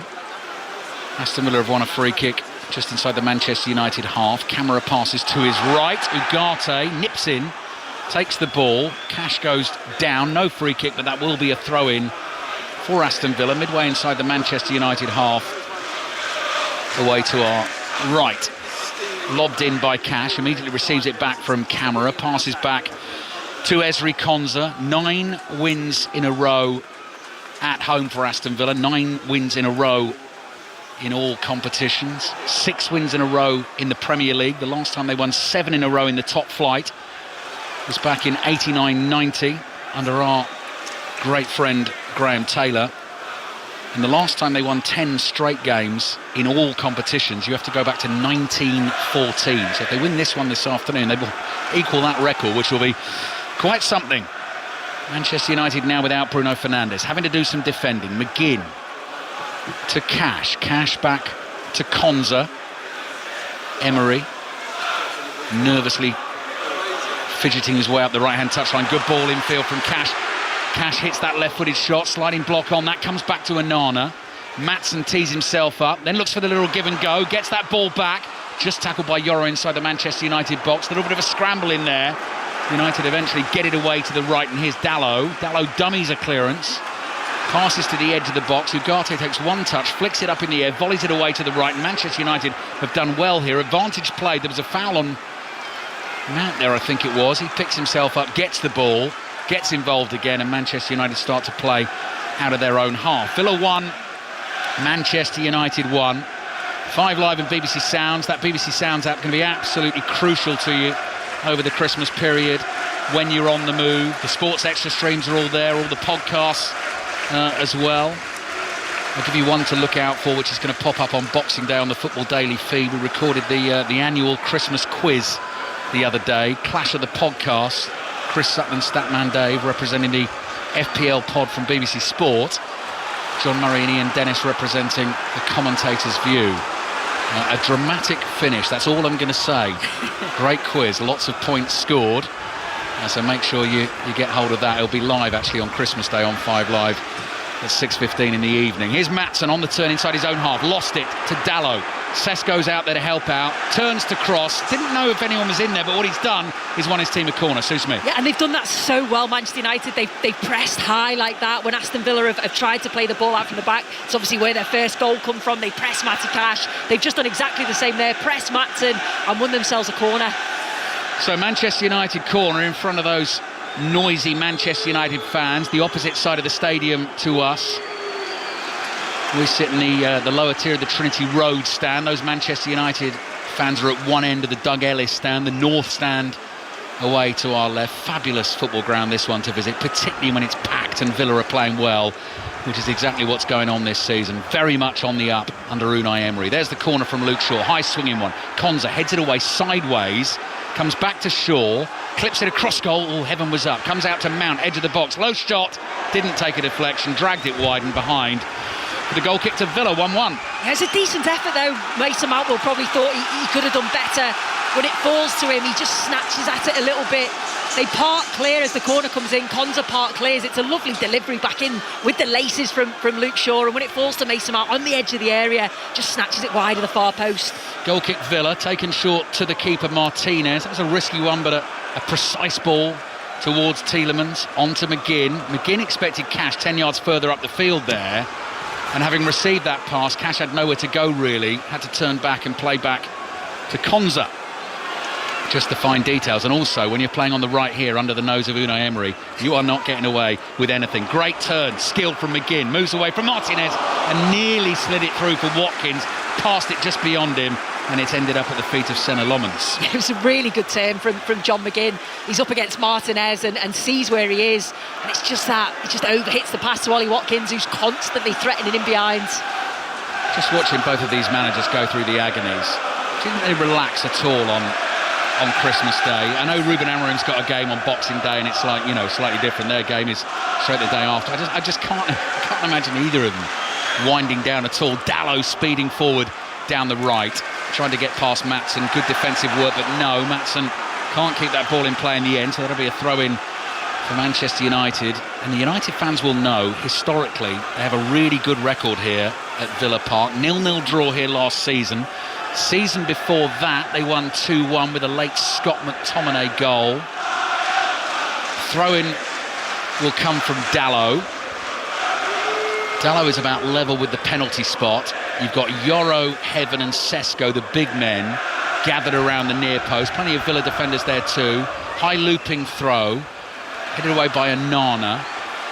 Back to Dalot, crosses with the outside of his right boot, headed away. Oh, Martinez was about to hit that for United. Cunha took it off him, looks for the 1-2. Good defending from Rodgers. Rodgers passes it out here to Camara. Camara tried to knock it past Lisandro Martinez. Martinez takes it off him, drives it just wide. Martinez nearly testing the other Martinez there, threw himself to his right, the Villa keeper, probably knew it was going just wide, and look at him now, Playing with the Villa fans behind the North Stand, asking for more support. Villa 1, Manchester United 1. It's not far away. I'm just watching the replay of Martinez's shot. He does well because Aston Villa are on the counter. He breaks up play and then he drives forward. It's just always curling outside the post. Martinez against Martinez, Argentine against Argentine, World Cup winner against World Cup winner there. And Lisandro Martinez shooting just wide. Tielemans knocked off it inside his own half. Michael Oliver says that will be a free kick. He's tried to let this game go as much as he can, and it's been a good watch for that. League Cup quarter-final commentary on the way on Tuesday here on 5 Live. That is Arsenal against Crystal Palace. Friday's Boxing Day. Full complement of fixtures in the EFL, so we'll be bouncing around the grounds with Aaron Paul in the hot seat for that one. And then next Saturday, because I know everyone loses track of days and dates and all that, but next Saturday, sort of regular Premier League Saturday. So we've got Arsenal Brighton as our 3 o'clock commentary, Liverpool Wolves on Sports Extra, Chelsea Villa's our 5:30 offering on Saturday. Sue on Sunday will be alongside John Murray for Crystal Palace Spurs. Sunderland leads in full at 2. The festive football treats on the way. Camera, Tielemans runs into space, the pass isn't good enough, it's behind him as he was making ground towards that Manchester United penalty area. He's been able to get onto that ball, turns away from Dalot, cross comes in, Watkins nips in, comes back to Rodgers, he's done it again! I don't believe it! Unai Emery slipped his coat away in celebration. Morgan Rodgers can do no wrong. That is almost a replica of the goal he scored in the first half. The ball came to him slightly differently, but he didn't need to look again. Sweetly curled it with his right foot. Everyone knew where it was headed. Villa 2, Manchester United 1. Morgan Rodgers 2, Manchester United 1. Wow, this man is absolutely flying. He's full of confidence at the moment, and it's another brilliant finish. You don't think he's got an opportunity to score here. You think the chance has gone, because as they break forward, it's a poor ball to Kamara. He does well because he keeps the move going on the left-hand side, crosses it into the box. Ollie Watkins manages to get a touch, and Rodgers just a little touch out of his feet onto his right foot, and again just curls it into that corner. Lomans is full stretch, but just can't get anything on it. Superb. Lomans goes with the outside hand there, and he's grasping. His fingertips are so close to that ball. He couldn't get anywhere near the first one, got nearer the second one. Now we're going to get a view from Michael Oliver's ref cam. What a view that is. I mean, that gives you the pace and the angle and everything. And Unai Emery's celebration, that is brilliant. Takes the coat off, as if he scored the goal. As if he's responsible for that bit of brilliance from Morgan Rodgers. Fabulous. Villa fans absolutely love him. Cost 8 million, by the way. 8 million, that was all from Middlesbrough. Cross deflected into the Villa area, bounces off Dorgu into the arms of Emi Martinez. Wow. I think it's because he does it so quickly. It doesn't allow Lomans to set himself, and he just can't quite get across. Atmosphere crackling again. Manchester United have won it inside the Villa half. They've scored at least twice in their last 5 away games. They need another here. Dalot shoots, Martinez safe, comes down to Dorgu. That's blocked by Cash and goes behind. Does it? Spinning, yes, just behind for the corner to Manchester United. Some second half in store here on 5 Live, BBC Sounds and the World Service. Villa 2, Manchester United 1. Oh, this is brilliant. You actually thought Dalot was going to do a similar sort of thing to Morgan Rodgers. He's on the right-hand side, cuts in onto his left foot. It's saved initially, and then when it falls out to Dorgu, you just think, again, he's going to volley it in, but Matty Cash does so well, gets across. Half an hour to play. 2-1. Corner for Manchester United. They love this high swinging deep one. Well, not that one. They love the strategy. That one's gone straight out of play, and the Villa fans love that, but they're sort of hanging it up in the chilly breeze in the Midlands tonight, hoping that Manchester United players will get the run on the Villa defenders. It hasn't worked so far. Morgan Rodgers, by the way, Sue, he's scoring his goals in braces this season, so he scored 7 in the Premier League, 2 at Leeds, so he got both in the win there, 2 at West Ham, they won it 3-2, and 2 today. Brilliant. Absolutely brilliant. And I mean, the goals today of the highest quality. Rodgers goes down this time, wrestling with Yoro. No free kick, Lomans. Thought he was taking too long there. Villa fans thought Watkins might take it off him. Now Mount is chasing. That's a foul on Onana. And absolutely buzzing inside Villa Park here. If they win the game, let's remind you, there'll be a point behind Manchester City. and 3 points behind Arsenal. Listen to that noise from the Aston Villa fans. It'll be 10 wins in a row at home and 10 wins in a row in all competitions as well. Next up, as I said, Chelsea away next Saturday. You'll hear it in full here on 5 Live. Lindelof's ball looking for Watkins. Lomans comes out and plays. And the other thing as well, Sue, we were talking about this before the game. Barely made a signing in the summer. Ollie Watkins hasn't really scored a goal this season. Dealt with injuries as well, and only took 3 points from the first 5 games. It's a remarkable season, isn't it, for Villa? It really is, and it's the recovery, isn't it, from that early part of the season where they couldn't pick up points, they couldn't really score goals. Yes, Ollie Watkins is still not at his free-flowing goal-scoring best, which we know he can do, but he was involved in that goal. Rodgers, surely not. Right-footed curler, didn't get that one properly, I'm telling you. A hat-trick of finishes like that.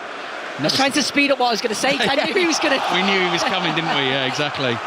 Euro across to Dalot. Dalot knocks it past Maatsen. Does what he's quick. Dalot gets away down the right. Feeds it infield to Sesko. Sesko whips the low ball across to Dorgu. Into the last half hour at Villa Park. Dorgu's cross. Stabbed away by Konza.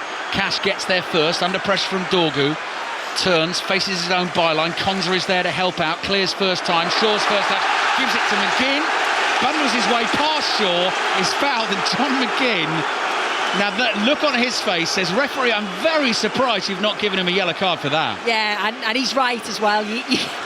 Luke Shaw knows exactly what he's trying to do. John McGinn's turned him and he's on the break down the right-hand side. Luke Shaw pulls him back. Lines open for 6:06. Should be a good show tonight. 08085 909 693 at 8 o'clock tonight on 5 Live. That'll be followed by the latest episode of the Wayne Rooney Show. And then the Premier League review, rounding up everything that's happened in the Premier League this weekend. An extended version of that on the Football Daily feed on the BBC Sounds app for you later on.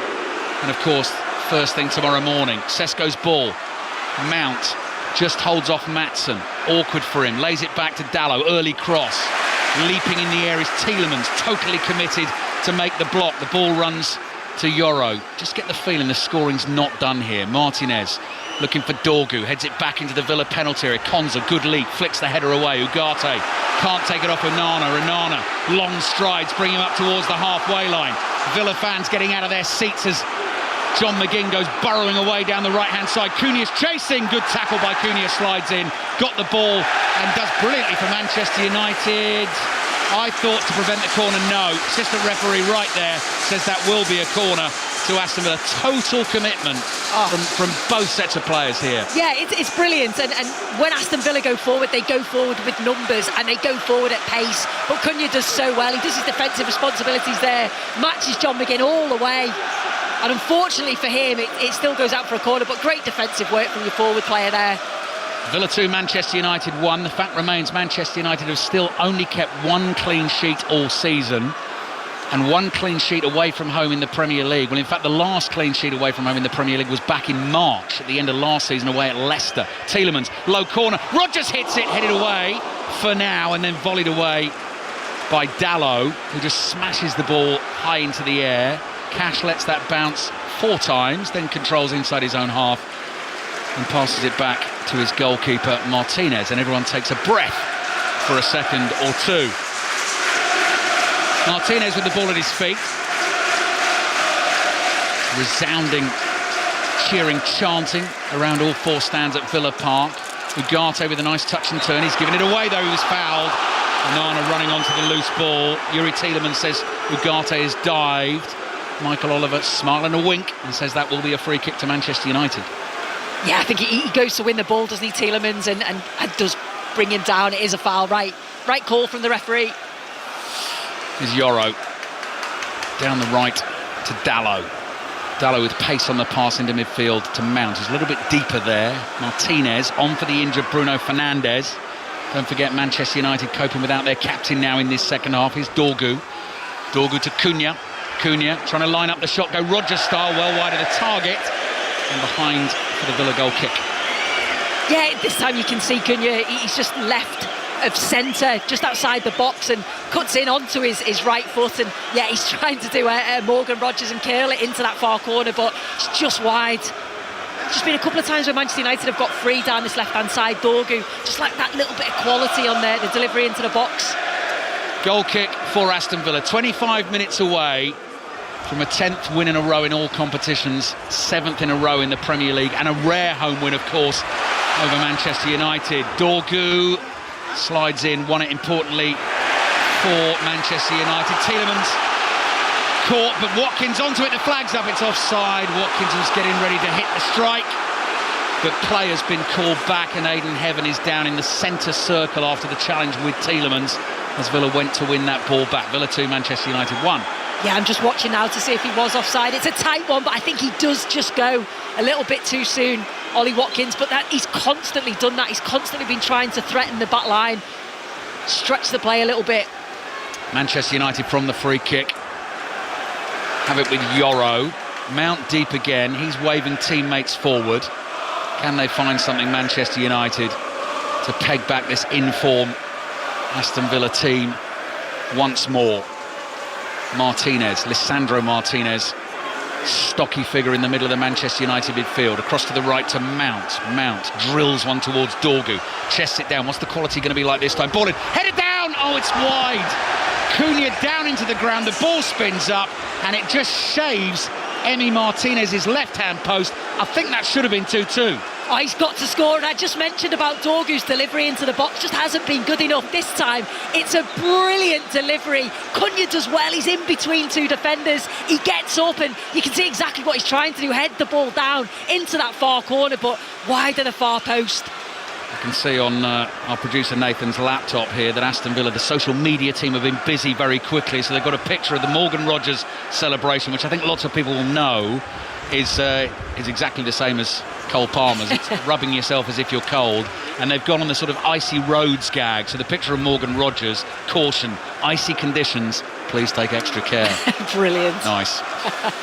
Good work from the Villa social media team. Morgan Rogers has scored both. Villa lead Manchester United 2-1. Chris Sutton and Robbie Savage waiting to take the calls on 606 tonight. The number to dial is 08085 909 693. First yellow card of the game goes to Manuel Ugarte. The Villa fans enjoying themselves tonight. It was the challenge on Boubacar Kamara. So free kick for Villa inside the centre circle. Just to remind you, Hearts 6 points clear still at the top of the Scottish Premiership. Celtic have a game in hand. Hearts beat Rangers 2-1 in our first commentary of the day on 5 Live Sport this afternoon. Celtic were 1-0 up against Aberdeen. Aberdeen went down to 10 men, pegged them back, looked a bit nervy for Wilfred Nancy and his team, but they scored 2 to win the game 3-1. So Wilfred Nancy's first win as the Celtic boss. Martinez drills the ball straight down the middle of the pitch, headed away by Heaven. Next header won by Tielemans, Ugarte intercepts. So he's got to be careful now on the yellow card. It comes across to the Dane Dorgu. Was he fouled there by Watkins? No. McGinn gives it straight back to Watkins, just outside the Manchester United area. Play to Kamara, Kamara to McGinn. Again, just outside the Manchester United box. McGinn, Cash goes on the outside, doesn't use him. McGinn goes on his own and wins Aston Villa a corner. Villa 2, Manchester United 1. 22 minutes plus added time remaining. Arsenal top of the table, Manchester City second. Villa win the game, 1 point behind City, 3 behind Arsenal. They've beaten them both at Villa Park this season. Chelsea away, Arsenal away, their next 2 games. So a continuing test of the title credentials. McGinn's corner, whipped into the near post. That was good delivery. Manchester United got bodies in the way. Flags up for an offside. Yeah, coming back from an offside position. Free kick for Manchester United. This Manchester United team has shown character, though, so far this season. It's whether, actually, they've now got the quality out in the field. They're going to make another change here, actually. So Joshua Zirkzee is going to come on. Yeah, and I thought he might have come on for Bruno Fernandes earlier on, and it's unfortunate. It's a very much a patched up Manchester United side, but certainly still create the opportunities. That Cunha chance could have been 2-2. Villa giving the ball away. Sesko won it, and then there's a handball. The ball leapt up, hit one of the Manchester United players on the hand. Mason Mount not happy with that decision, holds on to the ball. Got to be careful he doesn't get a yellow card. Double change coming for Manchester United. Jack Fletcher, Darren Fletcher's son, is going to make a first-team debut, and Villa have nearly given the ball away again. They have to Mount to Ugarte. Ugarte looks to his left, sees Dorgu, step over from Dorgu, infield to Cunha, lays it back here to Lisandro Martinez, curls it out to the right to Dalot. Dalot looks for Mount, the angle's tight, looks for the cutback, Cunha's there, ball gets away from him, Emi Martinez flops on it inside the 6-yard box. It remains Villa 2, Manchester United 1. So Jack Fletcher will come on for Benjamin Sesko. Well, it's going to be the other way round, really. It's going to be Fletcher on for Ugarte in midfield and Xerxes on for Sesko up top. And Aidan Heaven's got his hands full with Ollie Watkins. Then there's a challenge from Dalot on the halfway line that's going to earn him a yellow card, and it's getting a bit scrappy and untidy as we move into the last 20 minutes. Villa 2, Manchester United 1. That's Ian Matson who's been caught this time, Sue. Yeah, he's just caught a little bit high there, but that's quite interesting, isn't it? Xerxes coming on for Sesko, different profile of player, something different for the Aston Villa backline to deal with, and yeah, brilliant to see Fletcher coming onto the field in those central midfield role. But it's just, like I say, it's a patched up side for Manchester United. It's a team that are very much trying to fill in and be as sort of competitive as they possibly can be with that. Yeah, well, his dad was some player for Manchester United, trophy-laden career, playing in some very good teams. Different set of circumstances for young Jack Fletcher, number 38 on his back, the white shirt untucked. So Ugarte comes sprinting off here. Xerxes almost didn't notice him come off there, went to give him the old high five, and Xerxes looks up just in time. So Xerxes on, and Jack Fletcher about to come on. Sesko, the second player to make way, the Slovenian international striker, who has a brow wreathed in sweat, a white shirt covered in mud, but no goal to his name this afternoon. Good chance in the first half, the one-on-one, and he couldn't get the ball past Emi Martinez. So Villa are about to make a double change too, so a further break to the rhythm of things here. Villa 2, Manchester United 1. Ball forward, which Aidan Heaven just lets run. Watkins couldn't get anywhere near it. Luca Dean getting ready to come on, and Doniel Marlon as well, who's had a productive season for Aston Villa, more from the bench than in starting games, but has scored goals in the Premier League and the Europa League already this season. Ball here with Yoro. Yoro up to the halfway line, across to Lisandro Martinez. All at his feet, looking for options here. Dorgu starts to make a run in from the left-hand touchline. Cash is watching him carefully over his right shoulder. Cunha was quick there, got to the ball first. Lindelof caught him. He complains that the decision's been given against him. It's possibly too far out for a strike on goal. I'd say almost 35 yards out, central position for the free kick. But it is a Manchester United free kick. Yeah, and I think it was the right decision from the referee, who's in a very good position. Lindelof stretching for the ball and does catch him. Now, Matheus Cunha would definitely fancy a dip from here, although he's not standing over the ball. It's sure a Mount, which makes me think it is too far out to try and beat Emi Martinez from there. Yeah, I think it is. It looks like Mount's going to take it, and you presume it's just going to go to the far post. A few big men in there. Bearded Mason Mount looks up. Yoro wrestling with Cash on the edge of the box. Here comes the delivery into the far post. No good. Straight behind for the goal kick. Ironic jeers and cheers, and Mason Mount's complaining that the right runs weren't made, and it's made his delivery look foolish. Dean on for Matson, that makes sense. Left back for left back. Marlon on for Ollie Watkins, who, as ever, for Aston Villa has run his socks off, has made it hard for the Manchester United centre-backs. Turns and applauds the fans all around the ground. But in terms of scoring the goal, and I guess there's times, Sue, I mean, you'll know this from your career, where you know it's almost your teammates' turn, as in Morgan Rogers is on fire at the moment. It's just happening for him in a way it's not happening for Watkins. No, and you can see by the response from the fans, everybody stood up and applauded Ollie Watkins, because he's put in an absolute shift. He's constantly been running in behind, he's constantly been pressing off the ball, getting himself into the right positions. He was actually involved in Rogers' second goal, where he was the one that sort of laid the ball back to Rogers before he took it and shot. So he's certainly doing his part, but as a striker, you just want to score goals, don't you? Emi Martinez clears with his right foot for Aston Villa, headed back into the Villa half. Dorgu sprinting away, chased by Camera. Camera catches up with him. Dorgu stops. Good ball, though. Here's Jack Fletcher.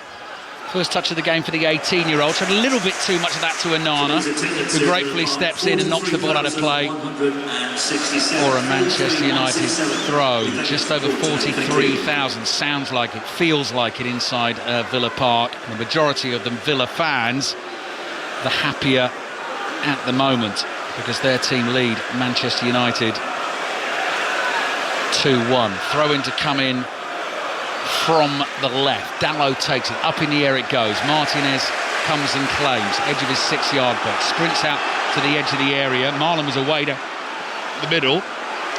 Martinez didn't release. Gave it to Cash. Cash threads precise pass into the path of McGinn. McGinn on the right. Sees the run here of you-know-who, Morgan Rogers. Into the box, trickery with his feet. Oh, he's twisting and turning in front of Fletcher. Stands it up to the far post. Tielemans was waiting, just beaten in the air. Good defending that by Lisandro Martinez. Played out here to Xerxes, caught by Konza. Free kick Manchester United. They'll want to take it quickly. Just reminded me as well, just to look at the action in the Gallagher Premiership this afternoon. One result for you in the Rugby Union today. Big win for Bath at Newcastle by 50 points to 14. So Bath top of that table. 31 points ahead of Exeter and Northampton, both on 28. Long ball downfield. Cash has got Dorgu to deal with. Dorgu's got to the ball first, turns it back here to Cunha. Cunha, edge of the area, sees Mount in space. First touch is decent, onto the left foot, closed down by Onana. Ball spins away to McGinn. And McGinn tried to knock it past Shaw and collect the other side. Just miscued it, went out for a throw-in to Manchester United. 13 minutes to play. Villa 2, Manchester United 1. Aston Villa leading through two fabulous strikes of the ball with his right foot from Morgan Rogers. Here's Yoro, just short of the halfway line for United. Martinez towards Mount, takes the ball into his care, just lays it off to Yoro. Over on the right there is Dalot. Misplaced pass beyond Yoro. No danger for Manchester United, but not where they want it. Back in their own half. They've got to turn and face. And here's Lisandro Martinez running forward with the ball at his feet. Young Fletcher across to Yoro. Yoro to Heaven. Back to Martinez. Dorgu wanted it down the left. Martinez goes through the middle to Xerxes. Back it comes to Fletcher. Couldn't do too much with that. Has to try and be strong here to hold off Camera. Cunha steps in to help out. Got there first again. Caught by Camera. Free kick to Manchester United. Sue Smith. Yeah, you just can't take too many touches in that midfield area, because Aston Villa just swarm all over you. That's exactly what they did there and won the ball back. Last 3 seasons for Aston Villa under Unai Emery. 7th, 4th and 6th. Semi-finals of the Europa Conference League, which they lost to Olympiacos. Season after that, quarter-finals of the Champions League. Semi-finals of the FA Cup. Playing some really good football. Getting better all the time after a slightly shaky start to this season. Here's Lisandro Martinez. Good skills with the ball at his feet. Nice pass through the lines as well to Cunha. Quickly onto Dorgu on the left. Can Manchester United find the equaliser? Cash blocks the cross at close range.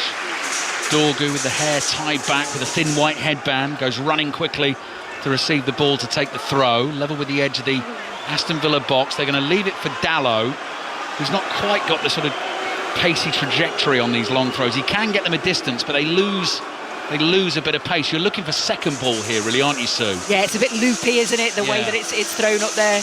But he certainly will be looking for the second nod on. Emi Martinez, so close. Oh, flick on, might have got past him there. Manchester United appealing for a handball. Aidan Heaven was. I mean, Emi Martinez was standing like one of his defenders at the near post there to immediately come and grab it. But if anything gets a slight touch on that and takes it past him. Michael Oliver's saying wait here. He's just saying wait because they want to check, I think, the potential handball. Let's have a look on our replay monitors. Heaven jumps, gets the flick on, and it hits him on the shoulder. Hits Onana on the shoulder. Dallow's throw comes in again. That's a good flick on from Heaven. Down in the box it goes. Right old scramble. More appeals for a penalty. No one wanted to kick that ball away. Eventually scraped away to the right. McGinn is there in the right back position. Hits it into Dalot. Gets it back. Passes to Camera. Cunha's come around the back of him there. Fouls him. Free kick to Aston Villa. Mateus Cunha cannot hide his disgust at the decision. 2-1 Villa. But like you mentioned, the throw into the box probably doesn't have the distance maybe that some throws have, but certainly causes problems, doesn't it? They win the first header and then they look for a handball twice, but yeah. I mean, both of those, Sue, close range and arms tucked in close to body. The ball hits Lindelof's arms and Tielemans' arms. They're not. No, absolutely not. No. Match of the day tonight, highlights, 10:30, BBC 1. This is Villa 2, Manchester United 1. If you want to have your say on 606 tonight, get your call in now. Book your call now, because they'll line the calls up for you. You can get straight on the show. Chris Sutton and Robbie Savage taking them on 08085 909 693. Fletcher leaps and wins the header. Gets it back from Xerxes. Flicks it up high. Nodded forward by Camera. Laid off by Rodgers. McGinn will be able to keep that in on the right. Plays it down the right. Not enough on the pass to beat Shaw. Rodgers takes it off Shaw too easily, though. And Rodgers is a difficult man to knock off the ball. Camera's thrown himself to the floor there. He's not going to get a free kick for that. Trying to buy that one. Villa still have it. Emi Buendia's waiting to come on for Aston Villa, and the ball is with Luca Dean. Dean to his left to Tielemans. Tielemans crossing to the box, bounces once. No one there for Villa, and Lomans collects it. And Shea Lacey is going to make a first-team debut for Manchester United too. Liverpudlian, 18-year-old winger. He is a little fella, isn't he? I think he's 5 foot. Did I read 5'5" or 5'6"?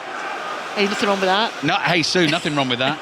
Messi and Maradona, and your good self, and me too as well, but not in terms of the football, obviously. Here's Mount on the right, battling hard for Manchester United. Dalot plays it back to Yoro. Yoro gets it again, thinks about a cross from the right, instead passes across to Lisandro Martinez. Shaw receives it.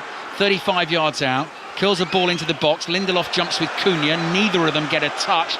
Maybe a Villa player did. No, goal kick. Luca Dean was chasing that as if he thought Lindelof had got a touch on that. It might be going out for a corner, but the assistant referee has given it as a goal kick. 8 minutes left in this game. Villa leading 2-1. And what it means, Sue, is we'll get another week or so of Villa in the title race. Yes.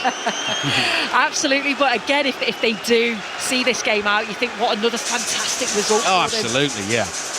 Well, also, so I know, and we were talking about this before the game, the players won't see it like this, but the fans definitely will. Manchester United have only lost once here in their last 26 league games. I mean, we're talking in almost 30 years of football there.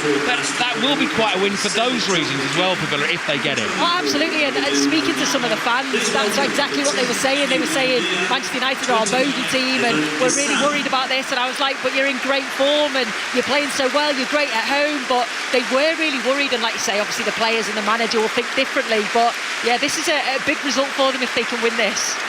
Amadou Onana's getting a standing ovation as he comes off the field. John McGinn is being replaced as well. So those are the two changes for Aston Villa. Evon Guesson is the other player to come on for Villa, and Emi Buendia. And Shea Lacey is on for Manchester United, about to come on for Manchester United to replace Lenny Yoro, who comes sprinting off the field because time is running out for Manchester United here. I'm just going to get the old Premier League table up, the latest one. In fact, Nathan has got it all ready to go on my right-hand side. As it stands then, Arsenal on 39 points, Manchester City on 37, and Aston Villa, very much in the title race, on 36 points if they win this game. They haven't done that just yet. Martinez clears the ball downfield. That's allowed to travel a long way. Marlon lays it off to Rodgers, who's on the hat-trick. This is Rodgers. It hits the back of Shaw. Loose inside the Manchester United area. And it doesn't fall to a Villa player. Just feels like the sort of game that Rodgers should score a hat-trick, doesn't it? Oh, he's been brilliant every time he gets the ball. You can see the fans get up off their seats. Think something's going to happen. Right, here come Manchester United on the counter. It's Dorgu running with the ball at his feet. Takes on Camera into the penalty area. Villa got to be careful with the challenges. Shaw back to Dorgu. Low cutback, no good. Buendia's there. Prods it back to Matty Cash.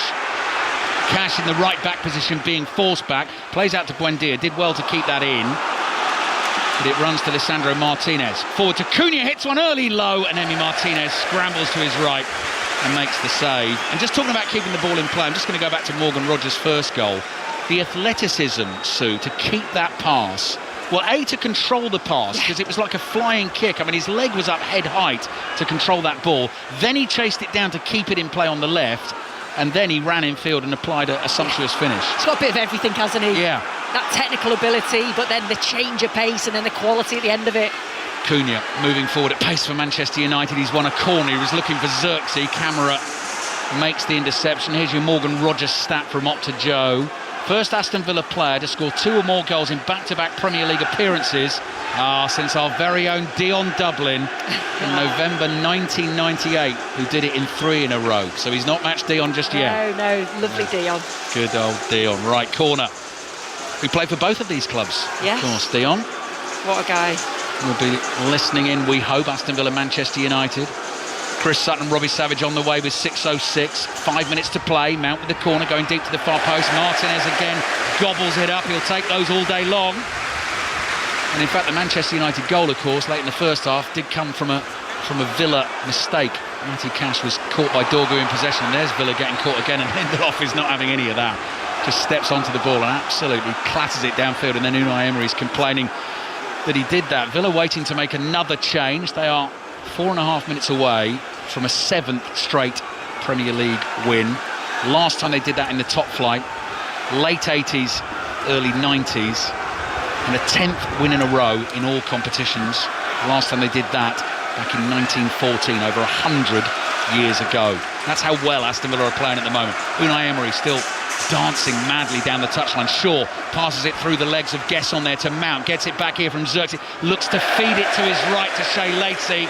Not a good pass, goes straight out of play for a throw into Villa. No, it was good play initially from Mason Mount, little 1-2, and he's just looking for Lacey on the sort of right-hand side, little bit wider. He just tucked in centrally and he overhit the pass. Still marching around furiously here, Emery.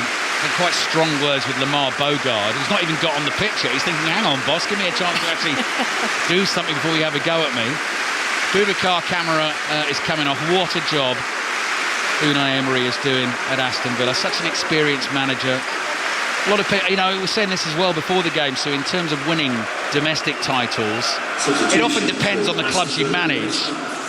And he did do that in France with Paris Saint-Germain, which is your best chance to do it in terms of the clubs he's managed. But I mean, imagine that winning the Premier League with Aston Villa, if he could add that to the CV.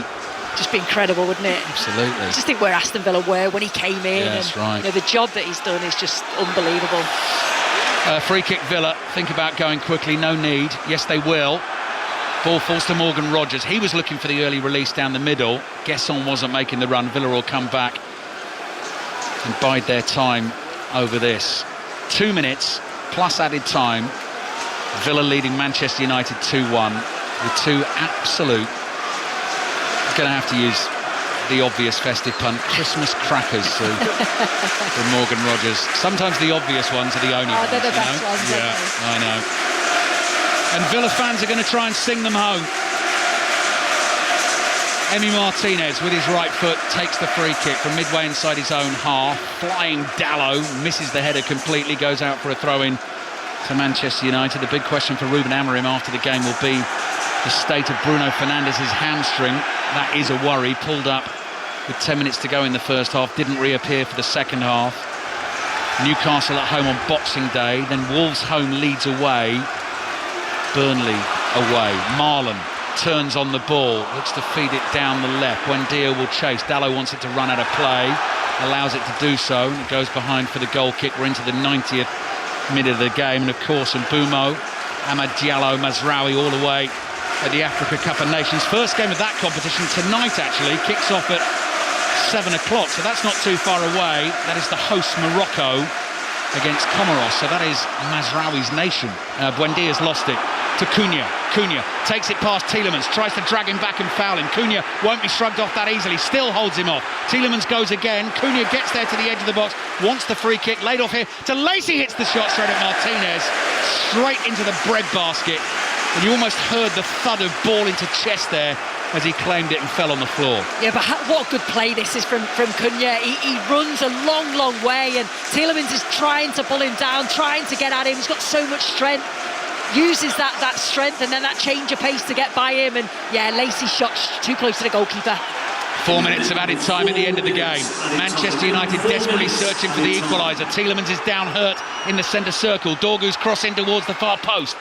Dean leaps, heads it away. Lacey tries to bring it down. Rodgers is there for Villa. Such an elegant player on the ball, Rodgers. Defence or attack, just the way he moves with the ball at his feet or without. Here he goes, chasing a ball down the left, finds it, can't quite keep it in. That'll go out for a throw-in. Game will stop now because Tielemans is still down and he's sort of feeling his left hip side. Yeah, I think it is. I don't know if it's how he landed or if it was a collision with Mount, wasn't it? Was it? Yes. Little elbow, little dig. Maybe. Yeah. I don't think it was anything intentional. Maybe he's just winded. Seems okay now. 3 minutes to go. Unai Emery still looks pained. Still, he just will not relax. He won't. I mean, and that's the other moment that will stay with me, Sue. The coat being thrown off. Brilliant, wasn't it? That was just a fantastic. Just shows how much it means. We don't often see that in the managers as well. Dorgu, 1-2 was short. Good football. Dorgu caught just outside the box by Bogard. Blimey, a yard further forward, that's a penalty. Bogard gets booked. Manchester United get a free kick right on the corner of the box. Yeah, and it was very, very close. It's good play from Dorgu. Lovely quick feet. Bogard stamps on his foot, actually. Yeah, it's a little bit outside the area, but good play from Dorgu. Now, the man you want here, free kick on the left on the corner of the box, because he whipped one in from not too far away from this on Monday night at Old Trafford, is Bruno Fernandes, sadly. But Mason Mount is going to take over. Could have a go at goal here. Xerxes at the far post. Evans in there as well. Yoro no longer on the field, of course. There's not that much height in there for Manchester United. I think you aim for that far post area, though, don't you? And just hope it gets some sort of touch on the way in. 2 minutes to go. Free kick then. Wind has got up. You can see it tugging at Mason Mount's shirt. Holds his left arm in the air. Goes for goal! Just misses the near post. Trying to catch Emi Martinez out. It's behind for the goal kick. What do I know? I said he was going to go for that far post area. He doesn't. He goes for the near post, nearly catches. Martinez out, just into the side netting. Fabulous crescendo of noise inside Villa Park. 90 seconds to play. Manchester United players complaining that Villa not getting the ball back in play. Michael Oliver's tapped his watch and said, don't worry. Cameraman currently concentrating on all the Villa fans dressed up as Father Christmas. And there's plenty of them, by the way. And you can't hear yourself think. They're heading for another win. A 10th in a row in all competitions. There'll be a point behind Manchester City and just 3 behind Arsenal. And neither of those two, neither Guardiola nor Arteta, will discount the challenge of Aston Villa. Previous champions of England, of course. Cash's left-footed ball down the right-hand side. Shaw nods it down to Dorgu, who have fought hard, Manchester United, in this second half. But Villa have just had too much. And they've had the main man. They've had Morgan Rodgers. That's the difference. That is the difference. And sometimes in games like this, it is those small margins, isn't it? And Morgan Rodgers is certainly that. He's just capable of those real moments of brilliance. Right, last chance saloon for Manchester United. It goes long from Luke Shaw. Just hits it hopefully out towards the right. Tricky one for Lacey to control. Tries to keep it in play. Can't do that. Dean gets a touch. It's a throw-in to Manchester United. 20 seconds to go. I think there'll be a little bit more added time than that. Cunha miscontrols, unusually for him on the right. Dean clears it away to the man of the moment, Morgan Rodgers. Curls one. That was a risky pass. Shaw intercepts. Heads it down. That looked like a high foot from Gesson, but Gesson has got it. Powerful runner. Sliding challenge from him. It's all over. Listen to that noise inside Villa Park. Heady times for Aston Villa Football Club. The manager, Unai Emery, is not hanging around. He's marching down the touchline. A determined walk, a firm clap of all the Aston Villa fans, and he's going to let his players take the plaudits. That is 7 wins in a row in the Premier League, 10 wins in a row in all competitions, and only a second win in 27 home games in the league against Manchester United, and really down to one man, the brilliance of Morgan Rodgers. We'll remember those goals for a long time. Oh, we will. Absolutely incredible from Aston Villa. the record, the run that they're on, but Morgan Rogers has been a big part of that, and we saw that today. 2 absolute brilliant goals from him, and you've got to feel for Manchester United. They've had a lot of players out for different reasons. Obviously Bruno Fernandes, their captain, their leader, having to go off in the second half, but they kept going, they kept trying to get that equaliser. But from an Aston Villa perspective, unbelievable. What a record. Yeah. Top of the table, Arsenal 39 points, Manchester City on 37, Aston Villa, they took 3 points from their first 5 games of the season. They're 1 point behind Manchester City on 36. And at the moment, pretty unstoppable. Next game is Chelsea away for them. It's a 5 Live commentary next Saturday. You can hear what the Villa fans make of it, and the camera's all focusing in on England's Morgan Rogers. His brilliance in evidence once again. We also see a close-up shot of a hobbling Bruno Fernandes, another story from the end of this game. Couldn't make it out for the second half. We'll hear from Ruben Amorim on the prognosis for their main man, but the main man for Aston Villa's won the game. 2 brilliant goals from Rodgers. Aston Villa 2, Manchester United 1. Sue, I've had my eye on Morgan Rogers ever since the full-time whistle, and only in the last few seconds has he actually had a smile on his face. Even when that full-time whistle went, and I see he's now going over to the fans and getting a great reception, as you'd imagine. He was so kind of stony-faced afterwards. He's almost like a man who has become used to his own brilliance, and he is brilliant. Oh, he's absolutely brilliant, and he just seems so calm in those moments when everything's going on around him. He's just calm. You know, his first touch is perfect, and he knows exactly what he's going to do, and he's able to do it. And sometimes in games it is small margins, isn't it? And he's just capable of producing those brilliant moments that win a game. And you can see that, you know, you've got to feel for Ollie Watkins. He does so much work off the ball, but it's Morgan Rogers getting all of the praise, and rightly so. But like you say, he's just so calm and composed. He's walking off the field now, and of course he must know he's absolutely brilliant, mustn't he? Flip side of that, Ali, is Bruno Fernandes, what that injury could mean.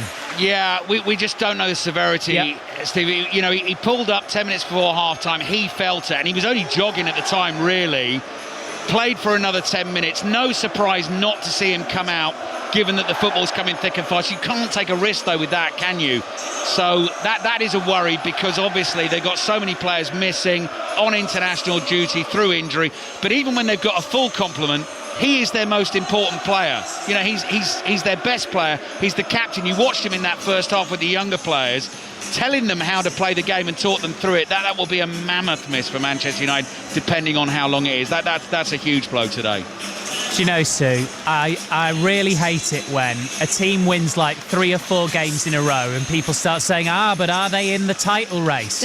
I'm finding it harder and harder to think that way about Aston Villa. What's that, 12 out of 13, 7 in a row?